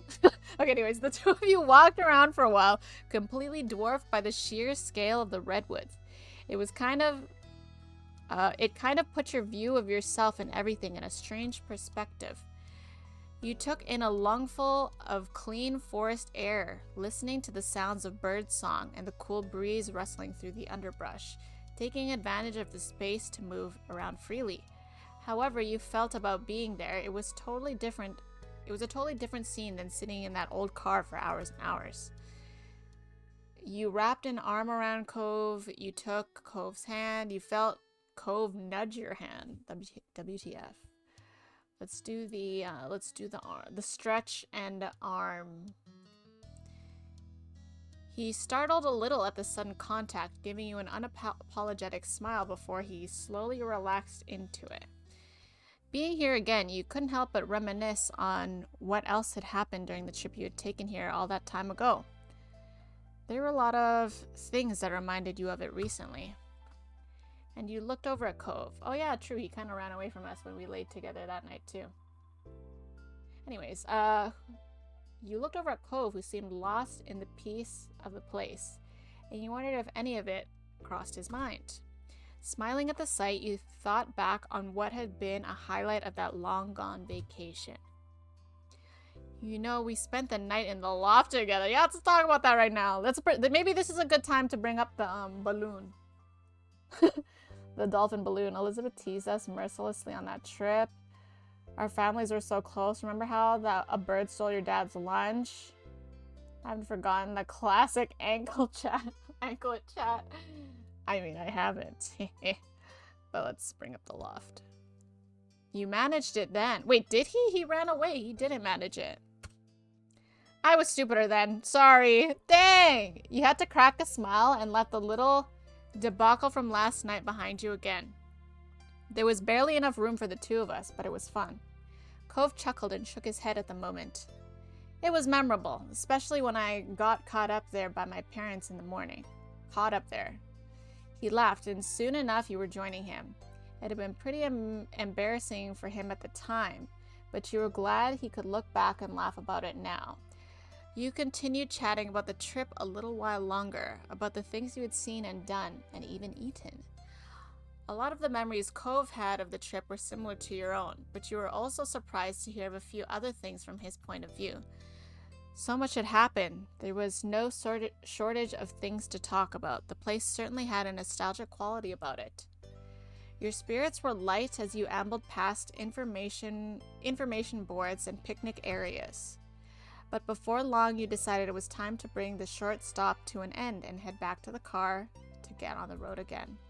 Cove sighed when you finally reached the vehicle, jangling the keys in his hand before unlocking the doors. Well, I wish we didn't have to go, but we're going to be responsible and not stay longer than we should. How grown up of you. He smiled slightly, and with that the two of you jumped into the car, buckled in, and he pulled it in drive. You were getting closer and closer to town as the sun started setting, though we're still far enough away that the radio stations were unfamiliar to you. Ooh, we got a new art! Cool, and he still looks orange because this whole place looks orange, but he looks less Oompa Loompa. Cove twisted the dial this way and that... Oh my god, I can't. Cove twisted the dial this way and that before stumbling onto a channel with a song he seemed to like. That was a rare gift from the fates. In a sea of static, strange radio jockeys, and grating tunes, his face immediately brightened at the sound of it, and he drummed his fingers along the bottom of the steering wheel happily. Sitting back in his seat, he bopped his head and shimmied his shoulders in time to the tune, all while mouthing along the words. Occasionally, he lifted one hand from the wheel to gesture with his fingers for a specific line. You smiled, you chuckled softly. Yeah, you sing along, you sing along. It's the best part of road trips. Cove raised a pleased eyebrow at your vocalization. Emboldened by you, Cove decided to speak the words rather than lip-syncing. Your voices mixed together, slowly creeping louder and louder as you belted out the words to the song. Every now and then, a word would be sung wrong, and by the end, you were both laughing too much to continue. The song ended, and Cove reached over to start cycling through the radio stations again. Upon finding nothing tolerable, he flipped the dial off in defeat and leaned back in his seat with a sigh. You rested your head on your hand and stared out the window as the sky darkened, watching the landscape slowly melt into more familiar views. The miles went on, and any energy you had earlier was beginning to drain away. You imagined home and your family. You'd be there together soon. You know, I've spent all these years living in Sunset Bird and taking a few weeks each summer visiting my mom in that second room. That's not gonna happen anymore. Not really. I can still see my parents, but the way it all works between us has changed forever. You paused, the silence stretching. A serious look settled on his face, his thoughts far away. I'm excited to be on the brink of real adulthood. I'm worried about how things will be in the future. I feel the same about my parents too. I probably would feel worried about the things in the future, but I also feel like I should be positive because he's probably really anxious. Cove driver? Yeah, he's a good driver. Or it sounds like he is, I don't know. Or maybe I'll just relate to him and say I feel the same way. Fuck it, I'll do that. I know they'll always be there for me, but we don't really have the same relationship we used to. Cove's mouth pulled into a tight line. He gave a small nod. You got the feeling that he understood how you felt. Cove stared straight ahead, down the long, long road. The path looked like it'd never end from where you were. But that wasn't true. Eventually, he found a few more words to say. I'm so glad. I think it's good we were able to do this trip without any parents or chaperones. It was just us. We did it all. I don't know, I feel a little more independent now. A little more ready for what's ahead. I felt ready for a while now. I'm not sure I'll ever be ready. You didn't respond to it right. I'm gonna just say, I mean, I don't like saying right. I would be like, yeah, we're totally independent. Yeah. Where's that option, huh? Right. It's like a real first step. I remember when I went on my first road trip by myself, I felt pretty adult. That was pretty cool, I guess. I think I get what they're saying here. We support our Cole. Cole? Who's Cole? Are we talking about Cole or Cove? It's like a real first step to be our own all the time. It'll be here before we know it. The topic seemed to wear on Cove, and he made an attempt to find something else to speak on. So I'm kind of sad about getting back. I'm gonna miss having you right there tonight. His eyebrows dude, you can literally just crawl into my window again. Bro. His eyebrows dipped and he laughed at himself in embarrassment. That sounded way more foreign than it meant to. It's just nice when you're nearby. You let out a little chuckle yourself, and the atmosphere became more relaxed, the two of you falling into a comfortable silence. The sky outside grew even darker as the hours passed by, the stars blinking on like tiny fireflies painted onto a canvas of blue. The scenery continued transitioning between the open roads, industrial areas, beach towns, becoming increasingly recognizable as time went on. You felt somewhat disconnected from the world around you as you watched it through your window, and your tired mind growing hazy. It was strange. It was a strange, reflective feeling, but peaceful nonetheless. Soon enough, the world would return to you, and you'd find your feet firmly on the ground. It couldn't be helped. The adventure would end, life would continue, but your memories would linger on. Oh my gosh, we actually ended. We actually finished. That was the end? Ain't no way, we didn't even get home. That's crazy. Well, we did manage to finish. I wonder if I can... That did seem very Ghibli abrupt, but I'm not mad. Maybe I have time to start like the in-between. I don't think I will get through the entire in-between, but maybe to the part where I can, like where the summer ends. I'm okay getting to about 4 hours of streaming. Ghibli catching strays, yeah. We'll see. I'll try this out. I'm definitely not gonna finish the whole in between, but I do think I have enough time to start it. All right, this is gonna be sad. I already know it. Moths bounced against your window, attracted by the light of your room. A siren call in the slowly darkening sky. Just as the day was coming to an end, so too would summer. Liz would be moving back into the dorms before long. Luckily, Lee had been able to come stay for a short trip before her new journey began. She had officially been accepted to her first choice college a few weeks ago. Let's go, Lee! This was her last chance to see you all in person for you. Wait, what? This was her last chance to see you all in person for ... You flicked through the plans for the next few months, realizing that you didn't even know when you'd next have the opportunity for everyone to be in the same place again. That's a very sad realization.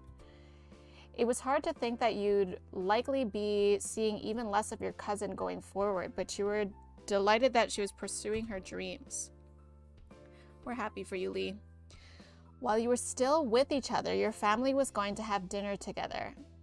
As ever, the Holdens were tagging along too. All right. You were going to the Chinese restaurant. Your destination was that Chinese restaurant all the way.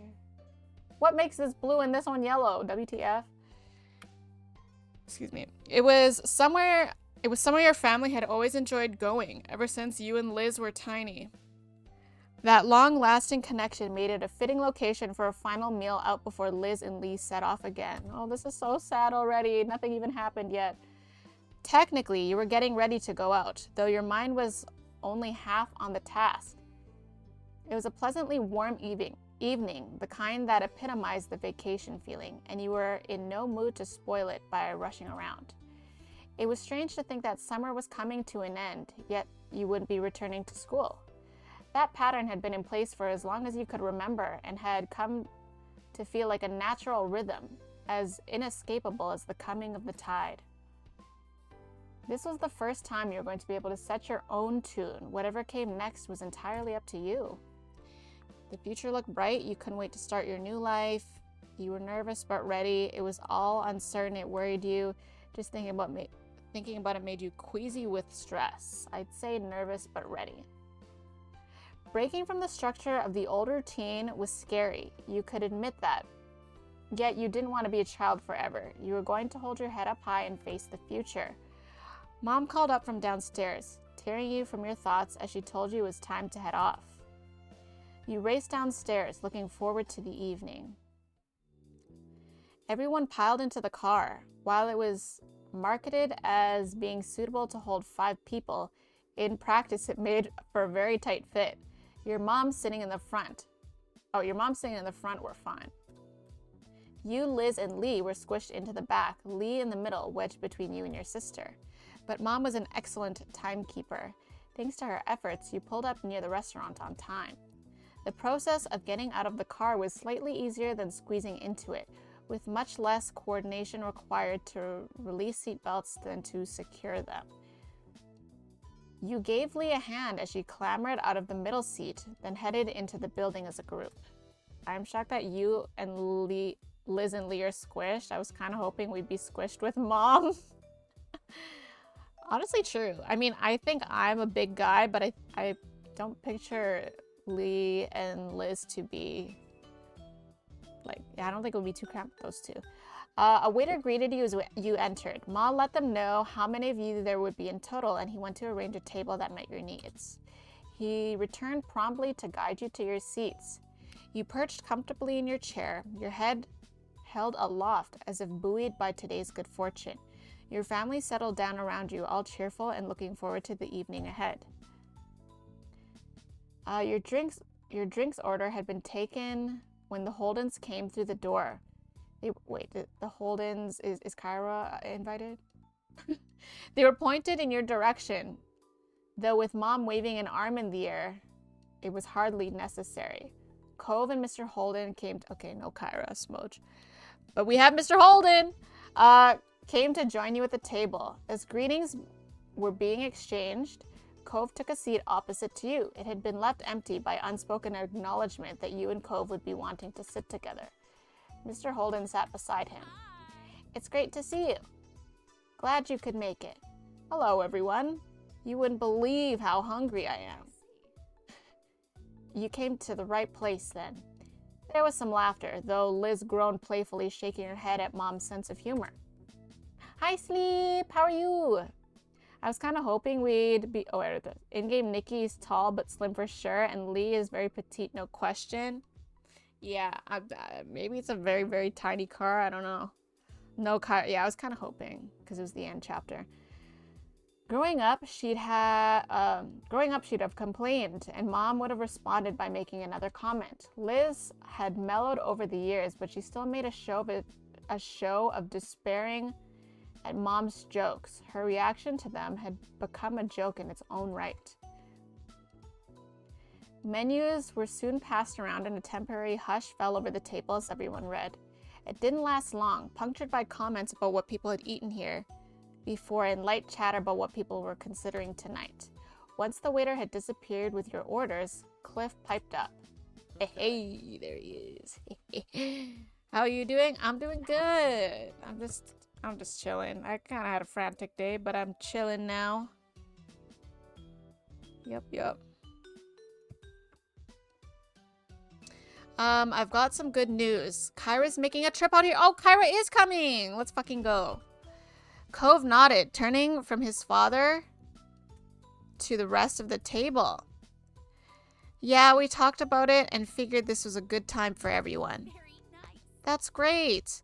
Everyone reacted positively to the news, though Ma looked wistful. It's a shame. If only we'd known. Here we are having a big meal without her. If we'd waited one day, she could have joined us. Mom patted Ma on the back, gently nudging her from the realm of possibilities and what ifs, and back to the evening that was going so well. Chin up. Lee and Liz will still be here tomorrow. We'll have to throw another get-together and keep the fun train chugging along. Ma smiled warmly, taking Mom's hand in hers. Glad we chilling now at least? Yeah, we chilling. Did you work today? Oh, also, are you gonna be doing extreme mode Volton? Because that's coming out very soon. Like in a week or two. That's true. There's plenty to celebrate right now, but there will be more good news and good times on the horizon. Right. And speaking of, that's not all we've got either. Mr. Holden's eyes were alight as he sat up straight in his chair, face angled towards his son. He barely let a beat go by nudging Cove with his elbow, pushing him to follow up on the announcement. He was the very picture of a proud papa. Cove shied from the limelight, ducking his head down and staring at his lap as he spoke. Well, it's just I've switched over to working full-time instead of only part-time. Plus, I've been looking at apartments. There's a few I can choose from. Dang, he's all grown up, y'all. He flicked his gaze up at everyone around the table, a smile creeping over his face. I'll be pretty busy going forward. Apartments. He was moving. Cove is going to move out of his dad's house. Does that mean we're going to see Cliff less? After 10 years, he wasn't going to be your neighbor anymore. Mr. Holden gripped one of Cove's shoulders and gave him a loving shake. His excitement couldn't be contained. Incredible. Cove's actually going to make it to adulthood. It's a miracle. Mr. Holden leaned back in his chair, staring at the ceiling in a mock wonder. I'm so glad. I wasn't convinced I'd be able to rear a kid all the way to this point, but thankfully I lucked out and got the best boy a dad could have asked for. Cute. Dad, ... I'm definitely doing extreme Volton. Yeah, I'm gonna see if I can finally hit 1620 by then, but otherwise I'm perfectly fine doing normal. Oh, I think it's weird that there's a normal and a hard mode extreme Volton. And the eye level difference between them is so huge. Does Cove moving out mean we'll see Cliff more? You're right. Well, we're moving away for college too, though, I think. So actually, I don't know. Oh, this makes me sad. Cove blinkered. That's a word I don't know. I know blinked, but not blinkered.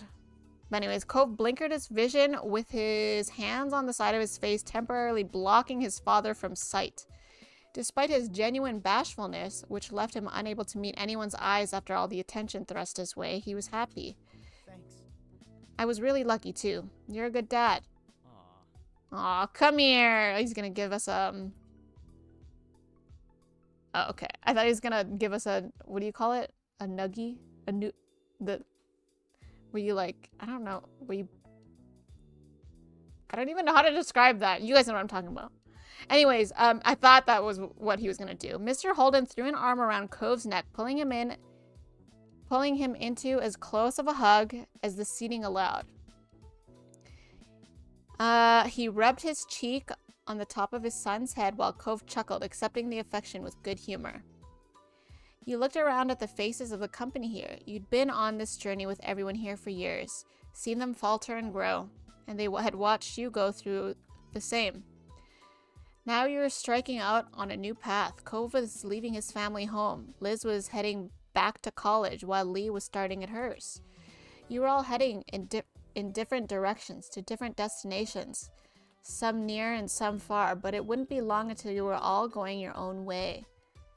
Your heart swelled up with pride for everyone. It was bittersweet. It's bittersweet, I would say. That makes me sad. Oh no, they're changing the music. Oh god. Blinkered is like holding your hands on the side of your eyes.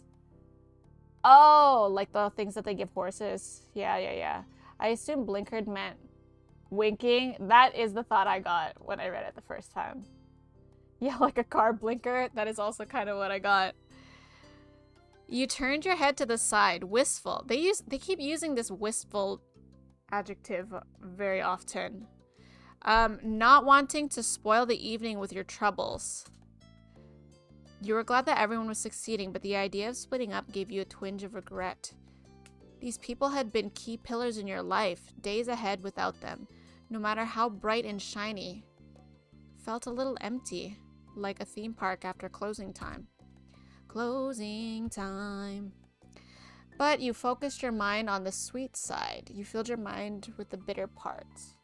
Let's focus on the sweet side. New adventures were still ahead, and you could encourage that optimism. Cove brought some attention to himself with a clearing of his throat and a small interjection. I'm gonna stretch my legs while we're waiting for the food and everything. Sure. Sure thing, bud. With a tiny smile, he nodded at his dad, but the lightness to his expression faded when he moved to face you. Wanna come? Okay.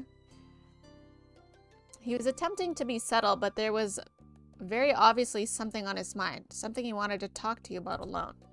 You watched him with concern as you rose from your seat. Yeah, I'll go. Take care. With those parting words, the two of you walked about the place. He was trying to get as far away from everyone else as possible without actually exiting the building. What did you need to say? He hadn't admitted what this was about, but he didn't need to. Cove started pulling on the hem of his shirt. He turned his head back to face you, but it was an awkward movement. Well, I wanted to talk to you one-on-one about all this. You know, my work, moving. I mean, it was coming before, but now it's pretty much here. Yeah, it's exciting. Cove stopped picking at his shirt, and he seemed to respond well to that response. He was relieved that you weren't upset about it. I'm glad you think so. But then he looked down and his brows furrowed. You saw his hand shift away from his clothes and instead rub at his arm. Are you looking forward to it? I am. Well, I'm trying to be. He ducked his head further and you saw his face start to redden. Why do I feel like he's gonna cry? But it's scary. I don't want things to end. Come on, you don't need to worry. You're going to do great things. So you're saying you're going to dress up as the future for Halloween? Who's the future? The rapper? Okay, anyways. You don't need to worry. No, you're gonna do great things. You're gonna do great things, Cove. You're so nice to me. Cove then turned his head away and wrapped his arms around himself. You felt a sudden chill that definitely wasn't caused by the air conditioner. I was just thinking, are we really gonna stay a couple? His words came out hesitantly. He didn't want to ask this. He didn't want a no. I'm not just talking about today, but forever. Always. Even if things change later, right now, do you feel we can make it? Or do you think we can't last? That one day, we'll have to move on. You were as worried as he was. You got mad at him for this. You kept calm. I will be calm. Yeah, we're calm. We're chill. You understood his concern. It was definitely hard to imagine what would happen. However, you didn't let yourself get upset. I want it to be forever. I'll make sure we always are. I'm yours as long as you want me. I don't know if it's gonna be all right. I mean, we don't know. That's a thing. That is a thing. I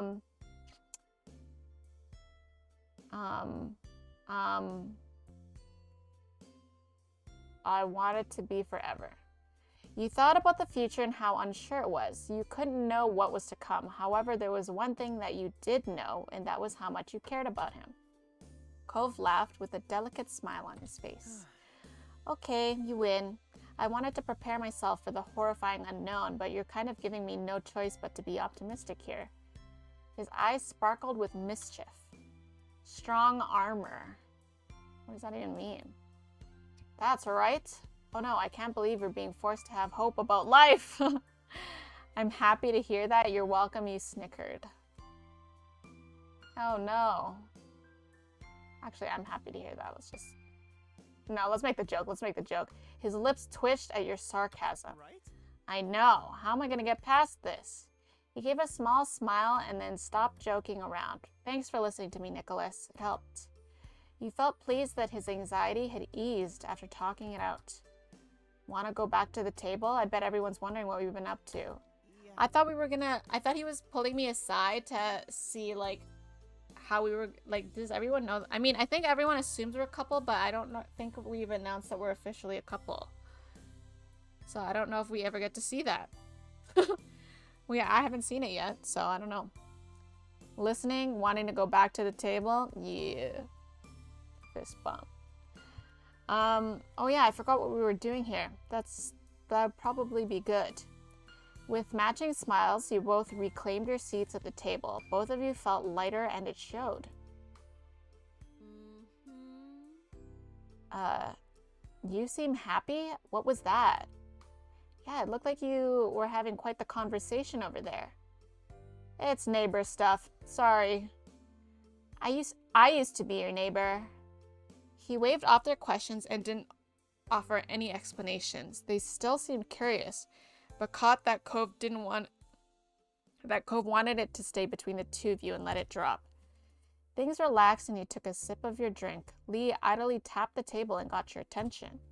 I'm so excited to try this place. I haven't been here in a long time. I hope it's as good as I remember. All the restaurants in the area are pretty top-notch in my humble opinion. We'll see. It was a challenge issued. Liz carried herself like some professional food critic, and Mom snorted. Tough crowd. Geez, Liz. Ma giggled and chimed in as well, much to Liz's embarrassment. That's right, Lizzie. Geez. Oh, geez, Louise. Jeez. I just join in? Yeah, I'm gonna join in. Jeez. Liz put a hand over her eyes in mock offense. I hardly say geez anymore. Cove smirked and turned to your sister. You leaned forward in your seat. Old Ma's cute, I agree. Huh? Jeez. Everyone burst out laughing besides Liz, of course. She smirked. No one could ever accuse your family of being no fun. Night fell. Oh, okay, this is probably a good place to end. But night fell soon after everyone finished their meals, and before you knew it, you were standing in the parking lot, saying your goodbyes and packing up the cars to go home. After the last of the chores were done, your family spent some more time together. The rest of the night felt like it was going by in the blink of an eye, and somehow the time came to retire to your room to sleep. You pulled your covers under your chin and settled down for the night, getting warm and cozy. As your head sank into your pillow, you closed your eyes. Your mind drifted back to everything that happened that day. Okay, I feel like that's a good place to stop. Because I feel like he's about to sneak through my window.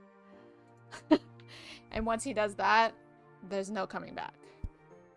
We end the day. We're going to bed. But I think that's good because, yeah, sneak through our window that we definitely probably did not leave open for him to signal him to come by. Yes. Okay, so that is a good place to end the stream for the day. The plan this week is I did say I was going to do the crafting stream on Saturday, or the Book Nook thing, but I think I kind of want to change it. I actually might stream on Wednesday. So I'll give an update tomorrow. So tomorrow, no Ghibli movie night. If the GNL activity ends earlier than expected, then I might just do an impromptu movie night, which anyone can join if they want, or nobody, it's all fine. Potentially the craft stream on Wednesday because Echidna comes out in Korea and I kind of want to watch that, so I'll just do like a little watch party on the side while I make the book nook.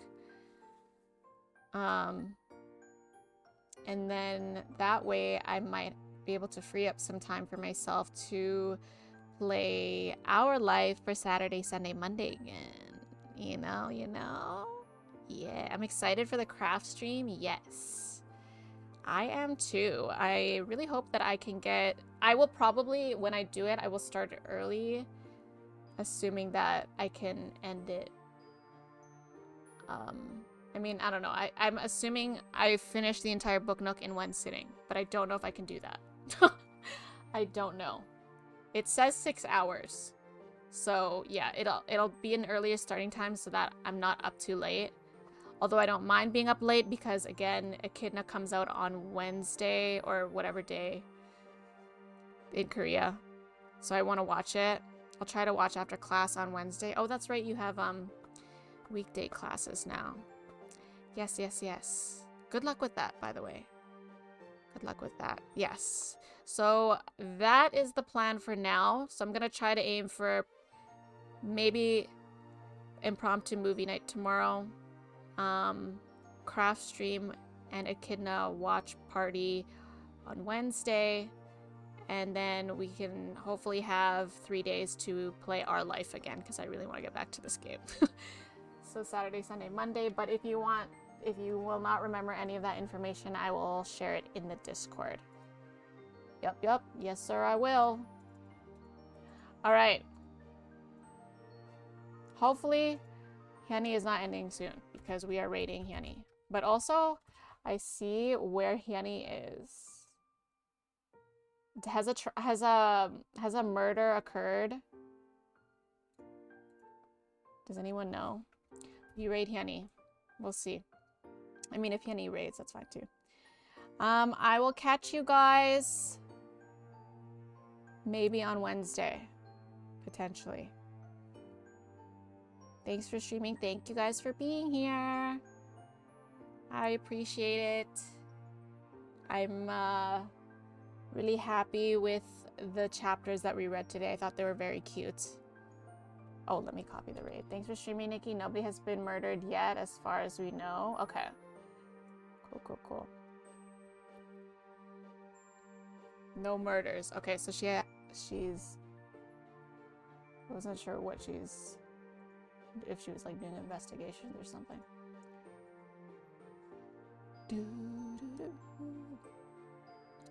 Yeah. Where you been? Right, Sunlog has been, he's doing school stuff. I guess, yeah, he does school stuff usually when we're raiding nowadays. Sunlog, do you think you'll make it to Thaymine? 1610 for normal. I probably shouldn't ask you that while I'm about to raid because now you have no time to answer. So, good luck. Okay, bye. See you guys at Hyuni stream.